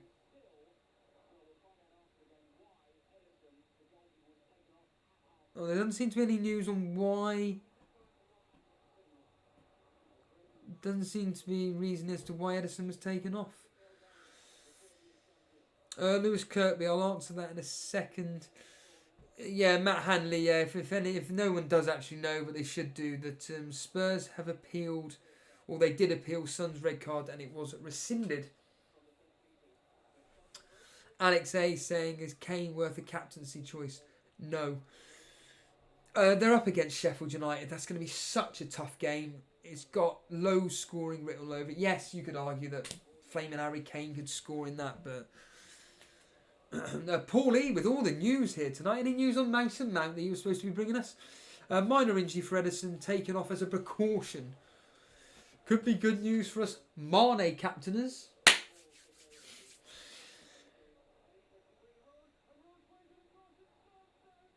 Son's just scored. Danny Rose has just put the ball in and Son has just scored. Hey, Boona, mate, maybe you should have captained him for the Champions League instead. You're a game too late. That's a nice question from Dre Zer saying that Would you ever consider increasing your roster of hosts on this channel, or do you feel yourself and Jason are the dream? Well, the first, I'll answer that in several parts, really, like I always do. But reality is that we're such a small channel that bringing on different various hosts is a bit pointless, because there isn't enough. Again, this is no disrespect, but I don't think there's enough interest to get different hosts on. I will clarify my point in a second, but this is why myself and Jason do the live call-ins. The live call-ins bring in a whole new ball game to the park. Let's be honest about things here. And don't get me wrong, I'm not going to name anybody, but there are some people where I listen to them and I think, you know what, you could easily do a show yourself for us. Now, you'll know who these people are as co-hosts. In fact, I'll just name them. Aussie Boy, if you're watching this on a replay, hello. Maybe even live. Statman, Kev in New Zealand, he's another one. Those two are excellent contributors when it comes to calls on the show. I'm not suggesting no one else is, but from a co-host perspective, where I see real potential in doing in the near future or in the distant future maybe a breakfast show which is hosted by our friends from New Zealand and Australia. Aussie Boy and Statman are two that I would put forward as potential presenters. I've made this statement for a very, very long time here that my personal ambition for the way we're moving forward with this show is that I do a morning show and Jason does the evening show. So we do 2 streams a day. I'm talking in the future. I'm not talking next week, next month, next year. I'm just talking further down the line. So we have me doing the morning show, Jason doing the evening show, possibly somebody doing an afternoon show and somebody doing a late night show, so overnight. Again, this is what a lot of radio shows do anyway. Now, obviously, there's a lot of work that would need to go into that, and reality is that do people really want to have, give or take, a 24-hour fantasy football channel? The answer is not at the moment. But I think that, I don't want to keep going on about it, it's just a fact that at the end of the day, there are 7 million people that are playing this game. I would argue that, in fact, let's get the old calculator out, shall we? Right, so if we got 7 million people that play this game, okay?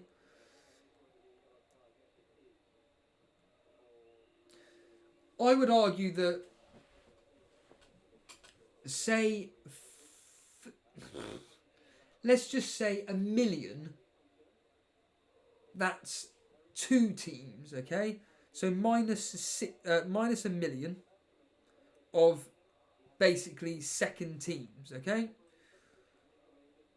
That leaves you with 6 million. I reckon of that 6 million,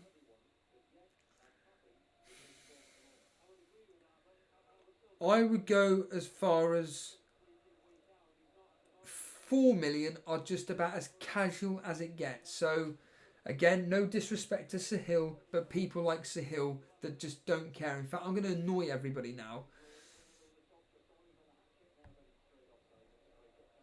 Which, I know I shouldn't have done. I shouldn't have taken this thing off the screen. But Sahil doesn't take this game seriously at all. In fact, this year, he's barely made any transfers. He's taken 2 hits. One was in game week 3, took a -8, and one was in as recent as game week 9, he took a -4.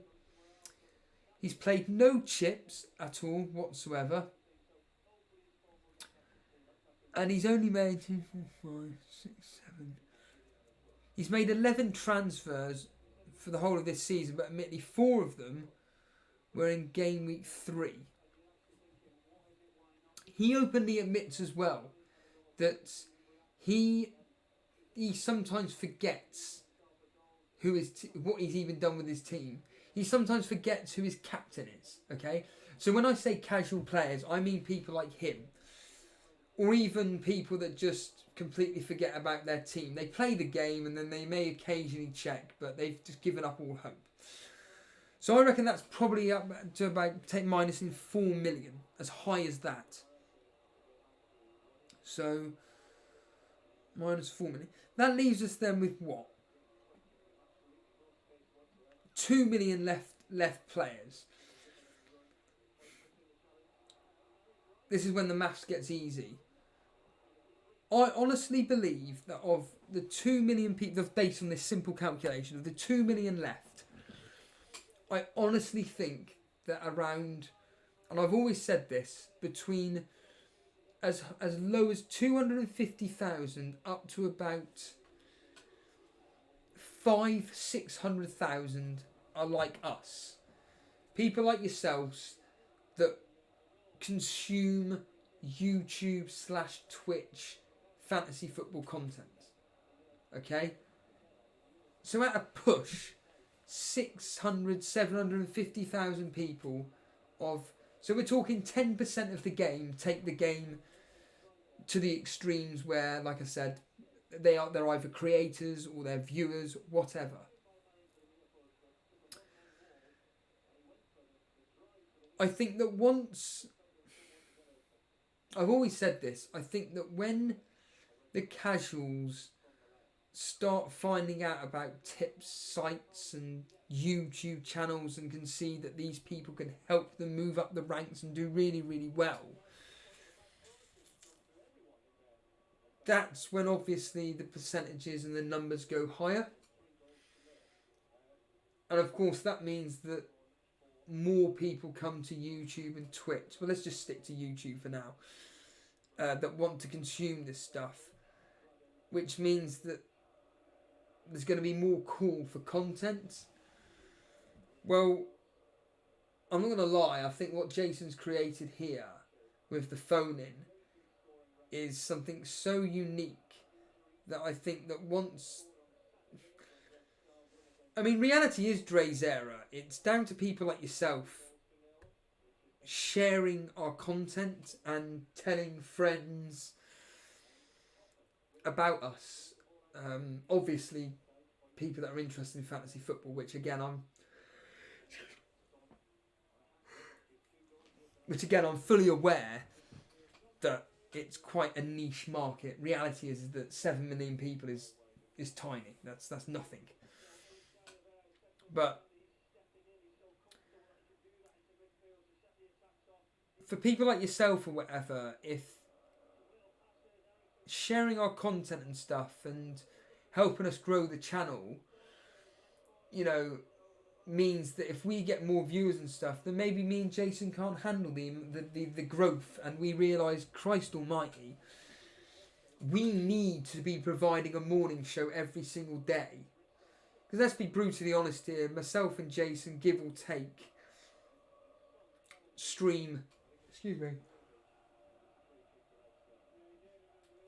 we stream virtually on a daily basis. And 99% of the time it's at 8 or 8:30 in the evening. And Jason's fully aware that when I do the morning show, which is once every 2 weeks, that our viewers are very, very high, but I can't commit, and Jason certainly can't commit to a morning show every single week. But we're aware that we've got a lot of fans in Australia, New Zealand, various places in Asia, etc., etc., which can't tune in live, and there is an audience there. So I think that the bigger the channel gets, in this long-winded way, I think that there will be a chance that we could be having different presenters for different shows, but But that's going to be a long way down the line. What I will say is that in the very, very near future, I do think that there could be, or there will be, exclusive members content from other people in the community. I can't name names. I'm not going to name names. Mr. Reed, Kev, you'll understand this. I don't know any. But that's a David Brent reference. But two individuals are thinking of doing some membership-only exclusive content. And we're going to trial it and just to see how well it goes, to be honest with you. But ironically, it will be... I think they're planning on just doing podcast... So audio only. No screen, no video or anything, but it could be audio only. I don't know how it will work, but whatever. The point being is that there are plans in the pipeline. And to be honest with you, I'm just really excited the way Elite FPL is moving forward. We're at game week. Jason made the point the other day that we're only at game week 11 or 12, whatever. We've just passed game week 11 and we're coming up to game week 12.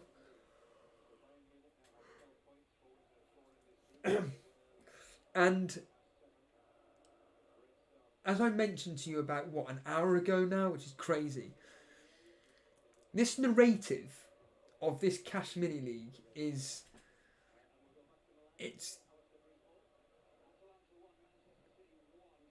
It's getting interesting. Hold on, news from City.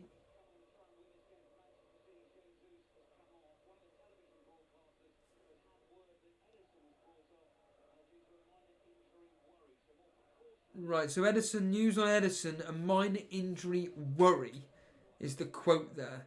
So Edison has gone off with a minor injury worry, which, as Paulie has just said, yeah, there we are, it's just been taken off as a precaution. Hopefully nothing too serious, but... doing things live, eh? Constantly yawning. But I've been up since flaming 2:30 in the morning, so... Anyway, but yeah, I like I said, we're at game week 12 and we're only just starting this narrative. I think people are only just, like I keep banging on about, and I'm sorry to bore people if you are bored of this, but at the end of the day, this is what me and Jason do this podcast for, is for this Cash Mini League and this story and narrative that we're producing here and everybody involved in it.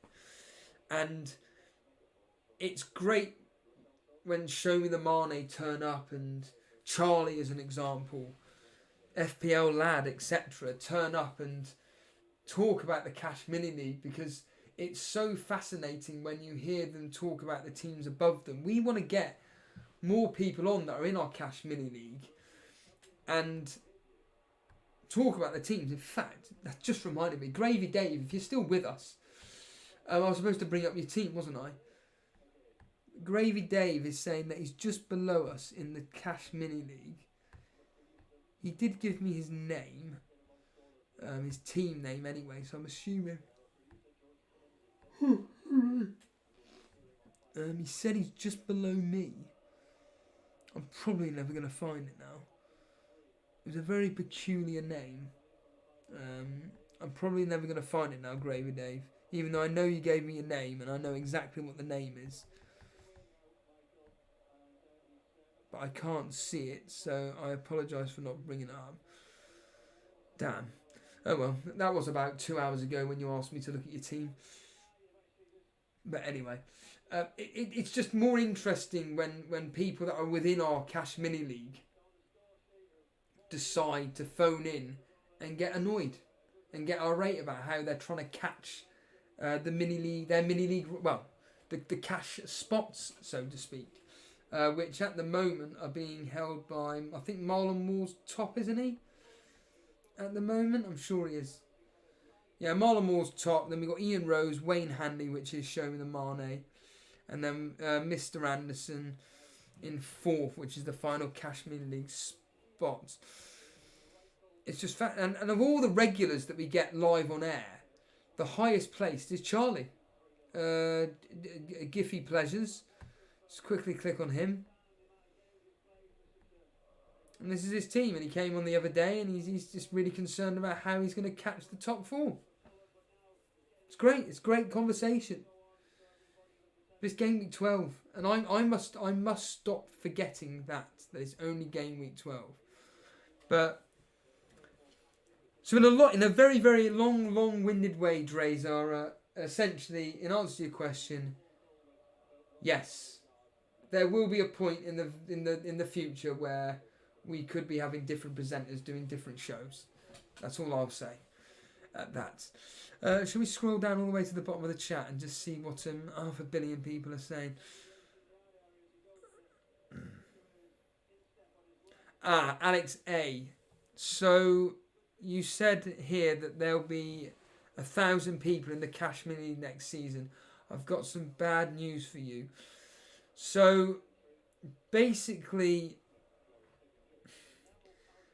now admittedly, Jason made a point the other day that he's going to be using some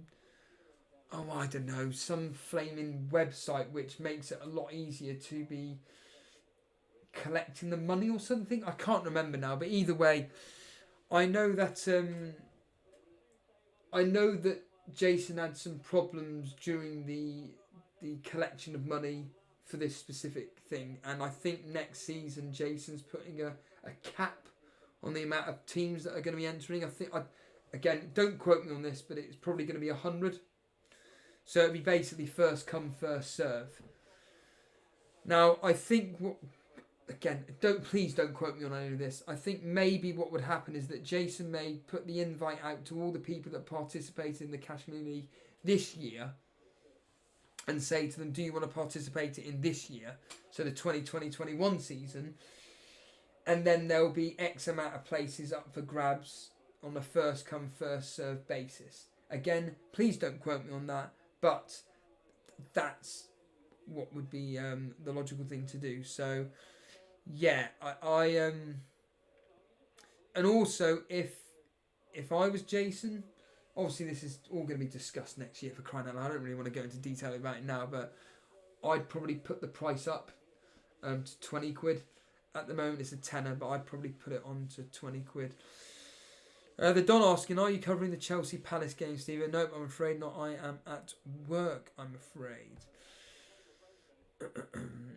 Chelsea Flyer asking how many people in the Cashmere League at the moment. It is 90.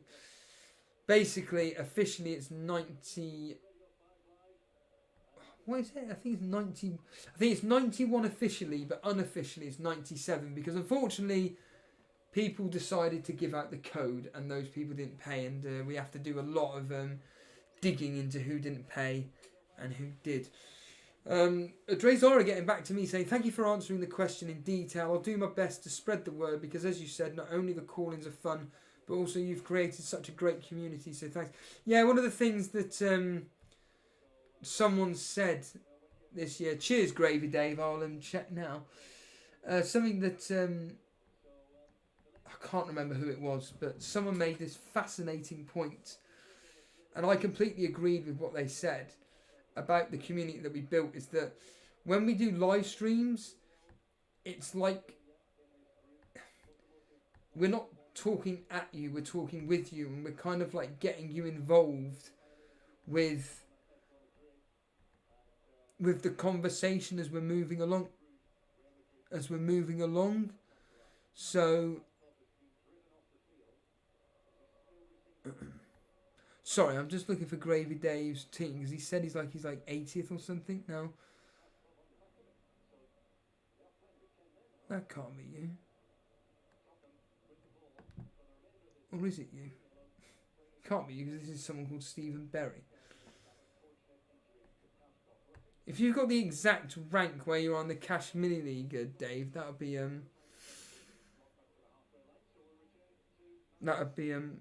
fantastic. What the hell's going on here? Bravo's been sent off.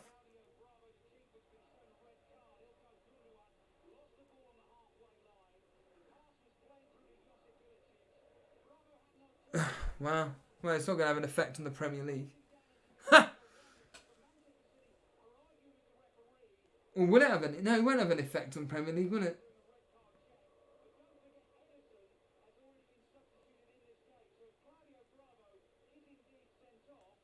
Yeah, James Bangs saying that Aguero will probably go and go. Of course he bloody will. Who's that?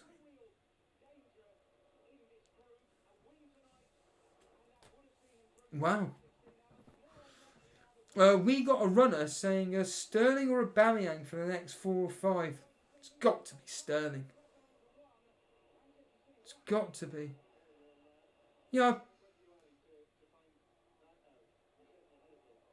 That's crazy. That's absolutely crazy. Alex A asking for a Burnley prediction this game week. God. Oh, God. 0-0.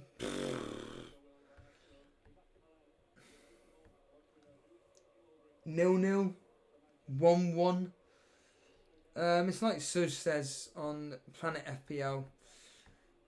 West Ham don't like playing teams like Burnley. We dig in.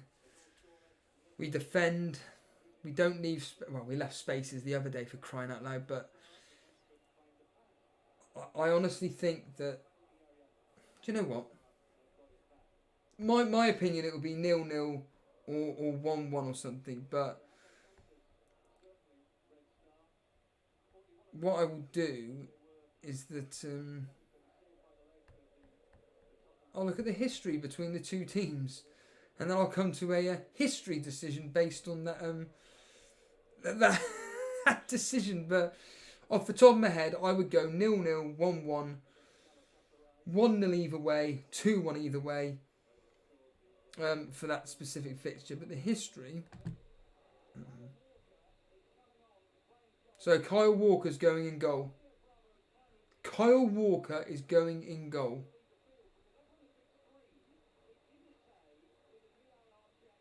Wow. That's extraordinary.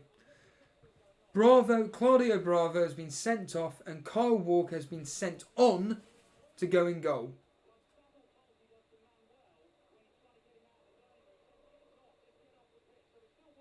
That's extraordinary. The history is suggesting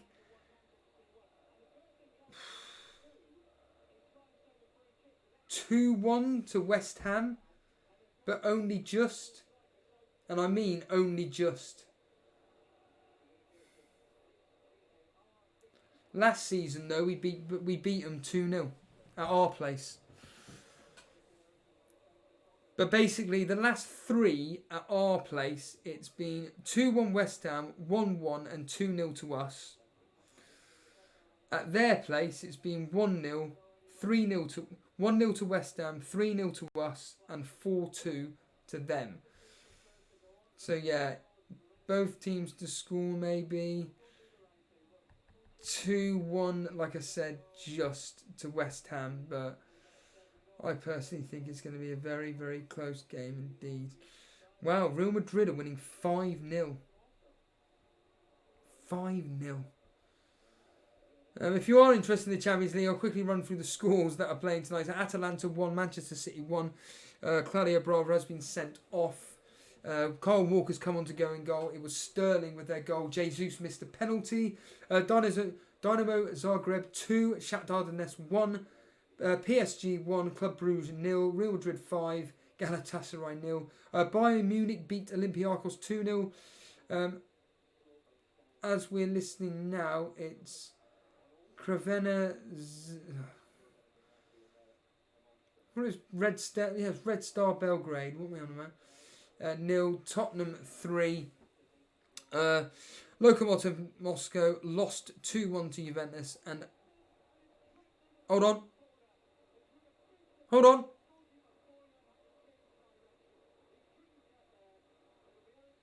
Eriksen's just scored. 4-0. Eriksen goal. He didn't even start tonight. He was on the bench. And if you are playing Champions League fantasy football, Bayer Leverkusen are winning 2-0 against Atletico Madrid. That's crazy. That's crazy. I was just asked, compare Aubameyang...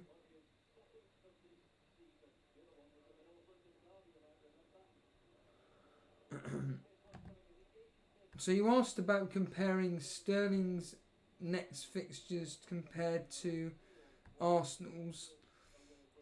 And, well, let's just look at Arsenal. We all know...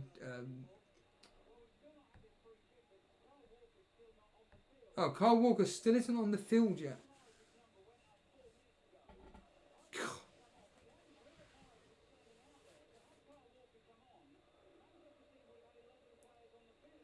Right, so Riyad Mahrez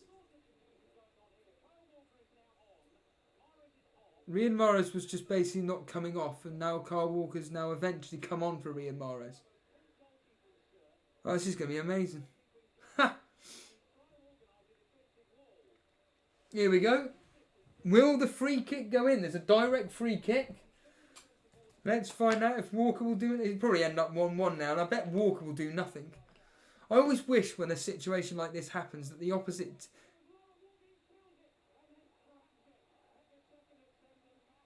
I hope they flaming go and batter City now.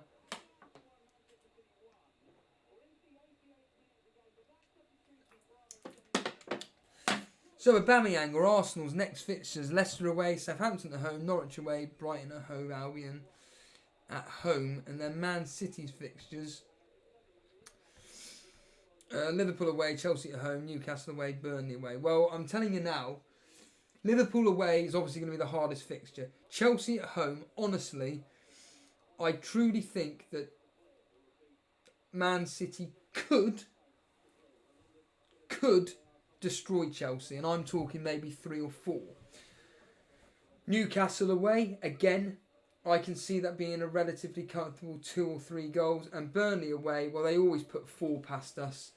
So there we have it there. And you'd like to think that Sterling could have some form of involvement in that. So, Staz straight away saying Chelsea at home, it could be a goals fest. Harbour Boy making an interesting point on what I was saying earlier. Huge time commitment required from you guys to do all these multi-shows per day unless it's your new full-time job. That's the plan. That is the plan. I'm not going to lie. I mean, Jason joked about it the other month, whatever it was, and he said, "Don't worry, in a couple of years' time, me and Stevie will be doing this from a studio." That is my vision. That is my vision, that me and Jason will be doing this from a studio. That is my vision, and it would be amazing if all of you guys could be part of this. It would be quite extraordinary, to be honest with you.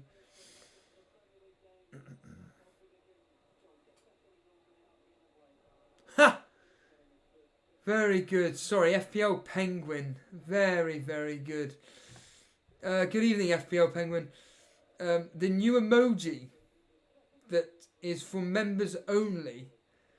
That's brilliant. It's basically a cork going off in Jason's face. Very, very good indeed. And also another one of King Lundstrom. Very, very clever. This is what Jason does. Jason, at the end of the day, he is the graphics guy. He is the one that provides you with all of this. And that's very, very clever indeed. He's the one that's done these emojis. Very, very clever. So if you are a member, you can use these. There we are. Mavid Dykels there straight away, showcasing these things. Drazara saying, during the off-season, would you consider doing Euros or World Cup fantasy football or different unique content but linked to FPL? Me personally, no. But it just doesn't interest me. It just doesn't interest me. This is just me personally. I don't have any time for any other fantasy football games other than this, basically. It just doesn't interest me whatsoever, I'm afraid. So, but I can tell you now, during the off-season, like this year, we'll be streaming on a regular basis.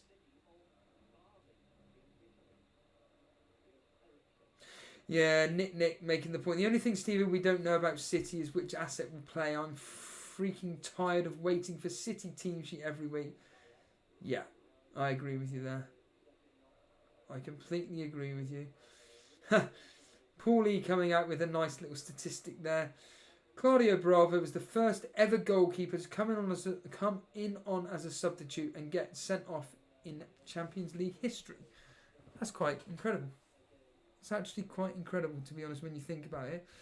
Well, we should be coming to the end of this stream now because, of course, I'm just covering... well, I say I'm covering this game. I couldn't care less, but... But yeah, Tottenham are winning 3-0 and Man City are drawing 1-1.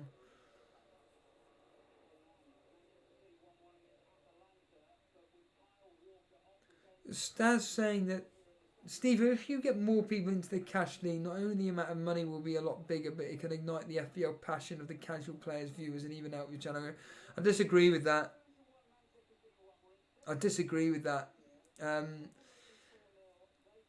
I don't think that many people really take cash mini leagues that seriously, depending on how much money's up for grabs. The two cash mini leagues that I'm part of, so let's just say the Torbay Elite and the Elite FPL one. In fact, if we just bring up the Elite FPL one as an example. I would argue that of this specific cash mini league, the teams at the bottom, and no disrespect, but I'm going to be completely honest with you. The only person, well, so you've got Stephen Knight. Again, no disrespect, I don't recognise the name. Joe Lancaster, Mark Baker, Jason Malone, I don't recognise the name. So that's the bottom four. A regular contributor, Aussie Boy, is all the way down there at 87th. Simon Anderson, he's somebody that comes live on chat a lot. He's all the way down the bottom in 86th.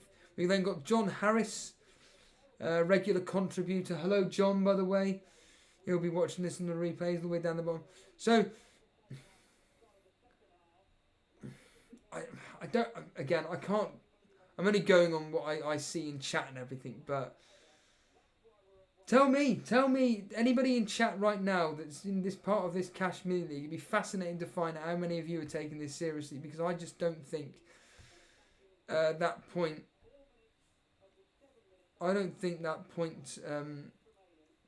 stands so much, even though I understand what you're saying. Oh, yeah, no, I completely agree in Staz. For example, Steve, the NFL fantasy leagues are super successful in the United States of America, obviously. And can't see why you guys can't do the same thing. Again, the only way... I don't want to keep banging on about this, but it's just a fact. As much as me and Jason love the fact that you guys love our shows, love what we do, I'm fully aware of what me and Jason do is absolutely unique and quality, entertainment, etc., etc. But we can only grow as much as you help us grow. And to be brutally honest, so long as you're sharing our stuff on social media,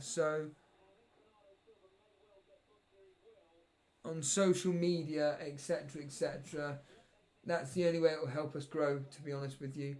There's only so much me and Jason can do.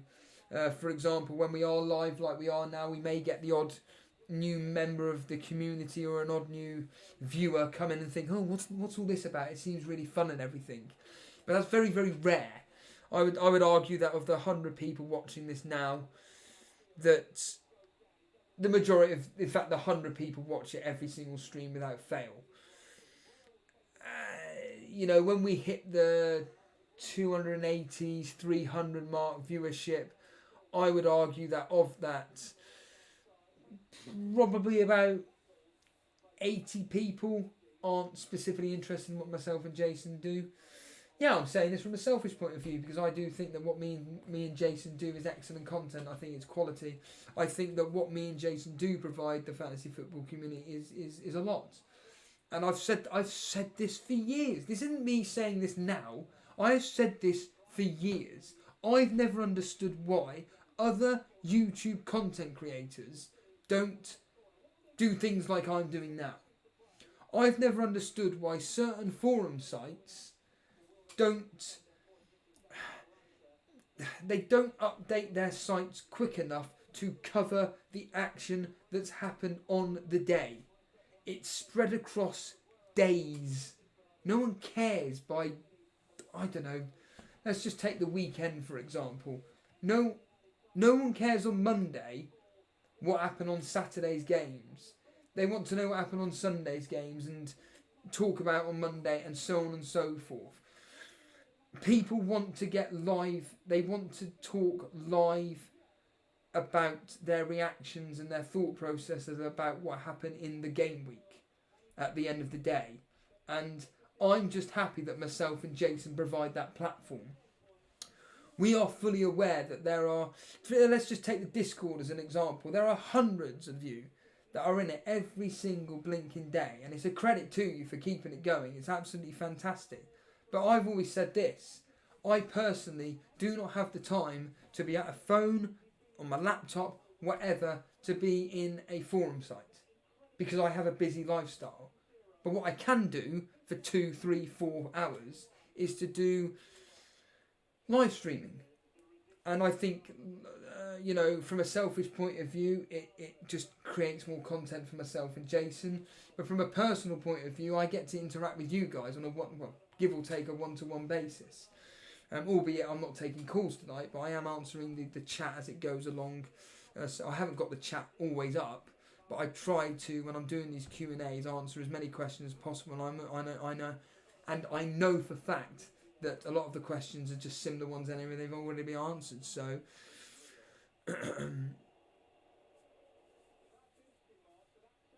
yeah, I mean, Davey P saying, I want to win the Cash League, let alone finish 4th, and I'll do it my boring way. Well, we know your boring way, and it's a bloody good way.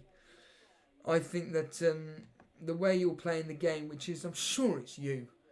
You said something about you've got to have, and it's true, have 3 or 4, maybe 5 core players in your team that you never actually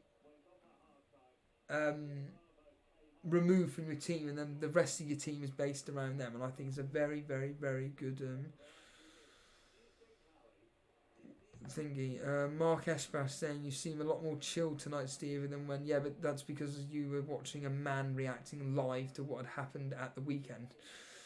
Whether it was on Saturday doing the match of the day challenge, whether it was Sunday seeing me reacting to what had happened over the weekend, or that was it. It was Monday. What day is it today? Thursday? Wednesday? Yeah. Or whether it was Monday where Jason dropped the bombshell that he brought in Martial. Like I say, these things affect me. It's all. It's funny enough when we went. After a while, you just forget all about it. To be honest with you, those things are past. But at the time, in the moment, you react. And I get emotionally invested in what I talk about, as you can probably tell. And I think that makes for great entertainment. FPL Penguin saying that Ryan Sessegnon got an assist for Spurs. Well, funny enough, albeit it was for a minute, but I found out that he actually came on as a substitute against Everton. So is this Ryan Sessegnon's final chance? The only problem is he's what? 5 million? Isn't he? Is he 5 million? Quickly check. I'm sure he is. He's just too expensive, Spurs. There we are. So Ryan Sessegnon is...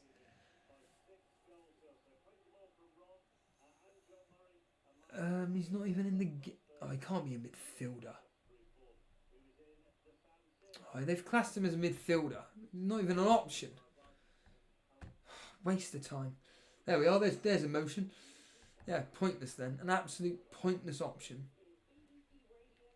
Oh, there we are. That's the end of the... There we are. That's the end of the games. Ended 3-0 to Tottenham and 1-1 to Man City. Let's just quickly wrap up the chat. And let's just see what's what.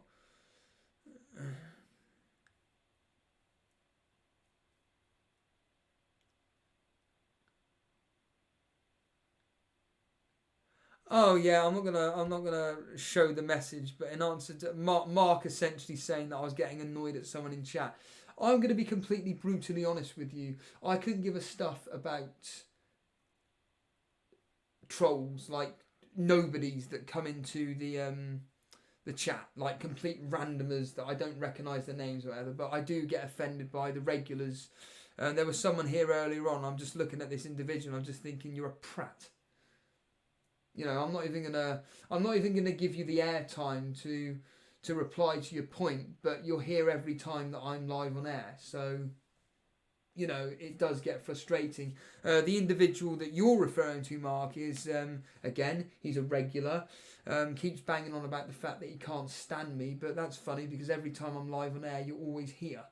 It just amazes me, and you know, you've got to react, Mark. You've got to react. And as people keep saying regarding internet trolls, etc., etc. In fact, you know what? I'm going to plug something.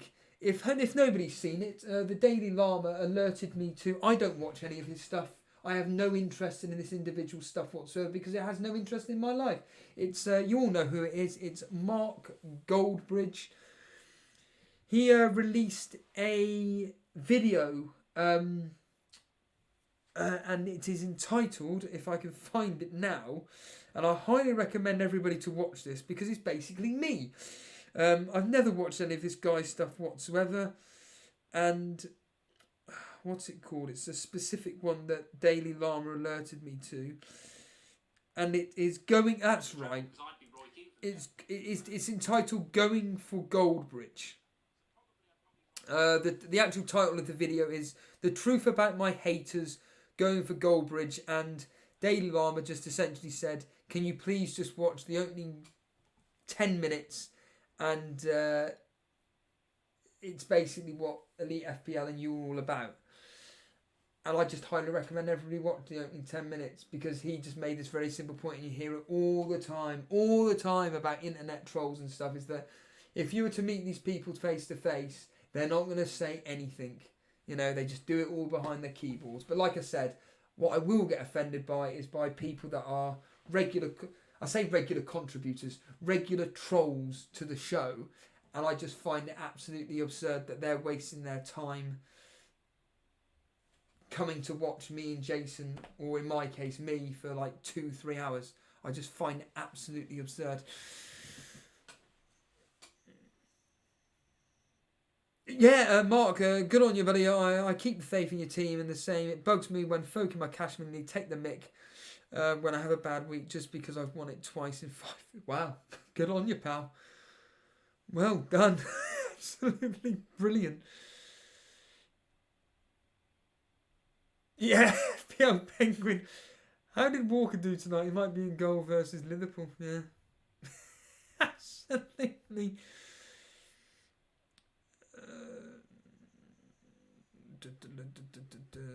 What was I looking at here? Let's just quickly. Someone talking about Watford again. Robert Dinsmore. Oh, there we are. Robert Dinsmore actually agreeing with me. I'm assuming Charlie asked about Watford assets. Yeah, stuff them. Davey Pui making the point that hashtag play your own game, exactly. I completely agree with that there. Yeah, Mark. Mark as in. So we had Mark Esbash, bringing up the point about the trolls and everything, so to speak, and then Mark Keras saying you're better off thinking about the people who actually enjoy your stream, Steve. Yeah, thank you. Again, I'm.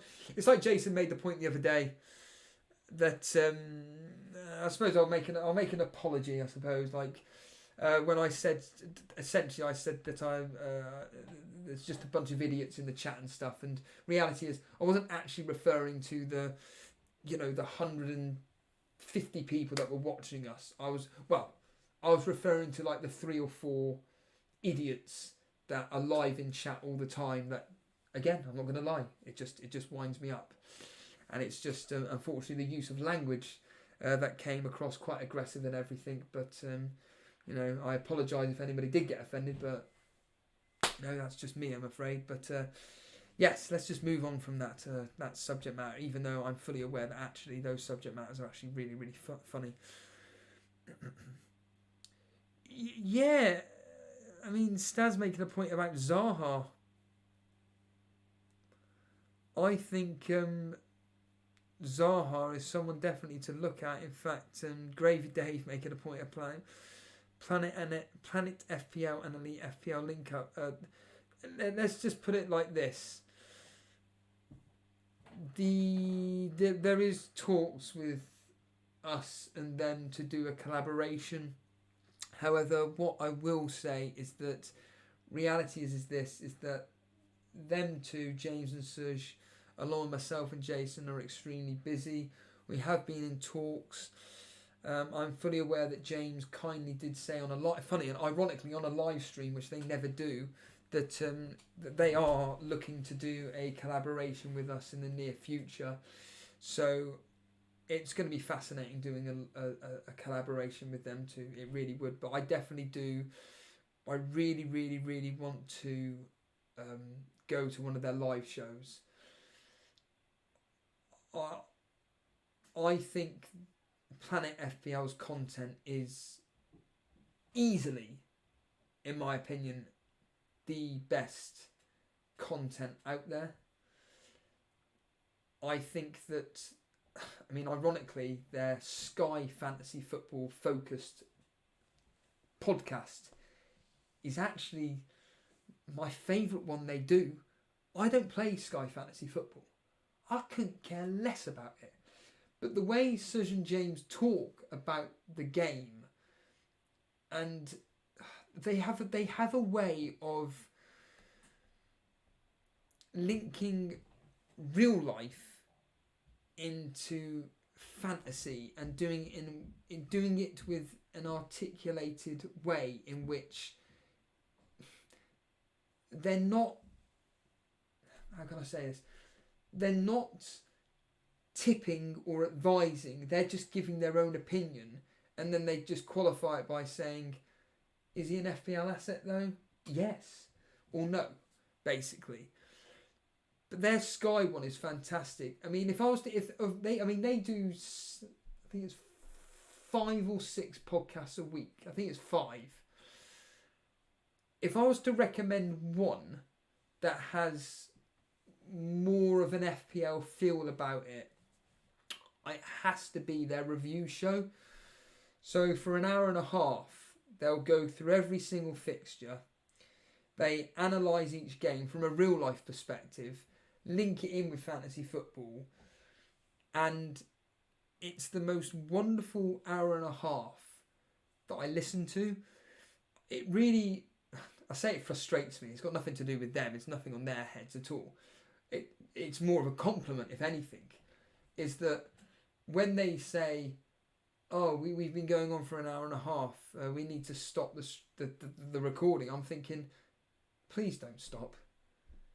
The content that you're giving us, the listeners, with the information that you're giving, I'm not even talking, I don't even care about fantasy football when it's them two talking. I'm just talking about from a real life perspective here.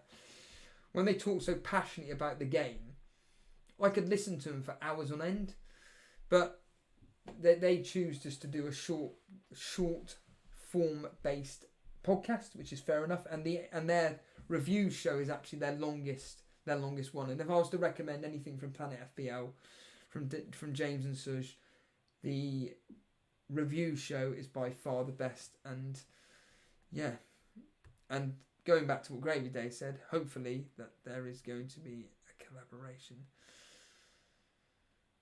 Delvin Vaz, welcome. You're coming in when I'm just about to say goodbye. Yeah, Gravy Dave making. I literally wait to hear what James's moves. Do you know they do have an influence on what I am going to be doing in my transfers, to be honest with you. Before I call it an evening, I just thought for all you latecomers out there, I'd just quickly go over some of my for anybody that's already seen this, I apologise, but this is just for the quick latecomers. There's just a few thought processes of transfers that I'm genuinely thinking of doing. So transfers number 1, and let's just put up all players, it's just easier. The main one that I'm thinking of doing is this. It would be Aguero and Mopé out for Vardy and Jimenez. Okay? So that's Aguero out for Vardy and Jimenez. That would be for a -4. And I would captain Vardy. The other possible thing I could do is Aguero out, then Donker out, bring in Jamie Vardy, but also bring in Pulisic. So I'd triple up with Chelsea, but I've got to say this. It's the news now that we're having that it looks like... Oh, and I'd have like a... Oh, that'd be for a -4 as well. But it looks like the news has come out, or it's filtering through, that Mason Mount is going to miss this weekend's games, and he's also going to miss the international break. Which means then that I would just do a simple swap of Mason Mount to Pulisic.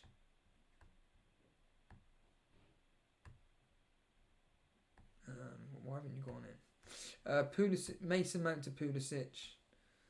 Sorry, what am I doing here? Idiot. And I would just do Jamie Vardy in for Aguero. Another thought process is to stick with Aguero, get rid of Mopé, get rid of Mendy, and bring in, and this would be for a -8, but I don't want to take a -8, and put in a Sheffield United defender, so the cheapest one being Baldock, who's 4.5, and then put in Jimenez. Where are we?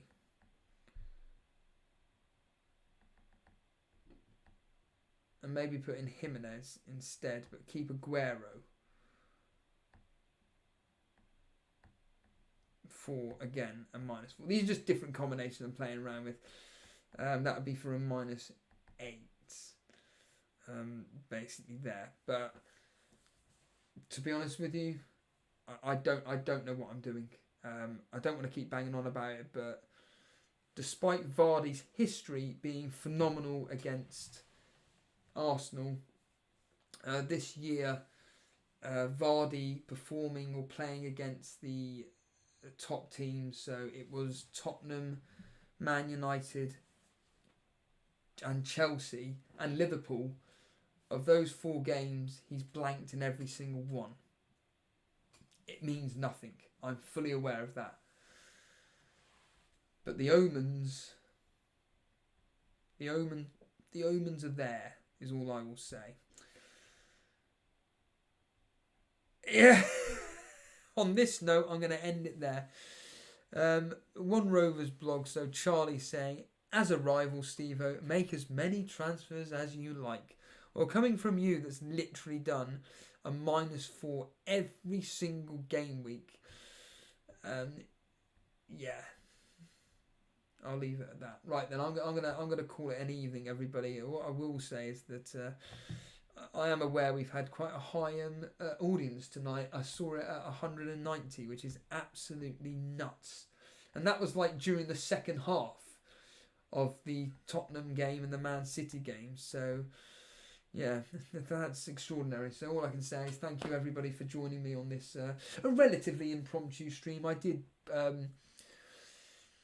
schedule it at about, I think it was like 7 o'clock-ish or whatever, but I just thought, I'm not being funny, but I'm just bored out of my mind, and you know what, why not do a stream? Because as I always say, because I can and I will if I want to.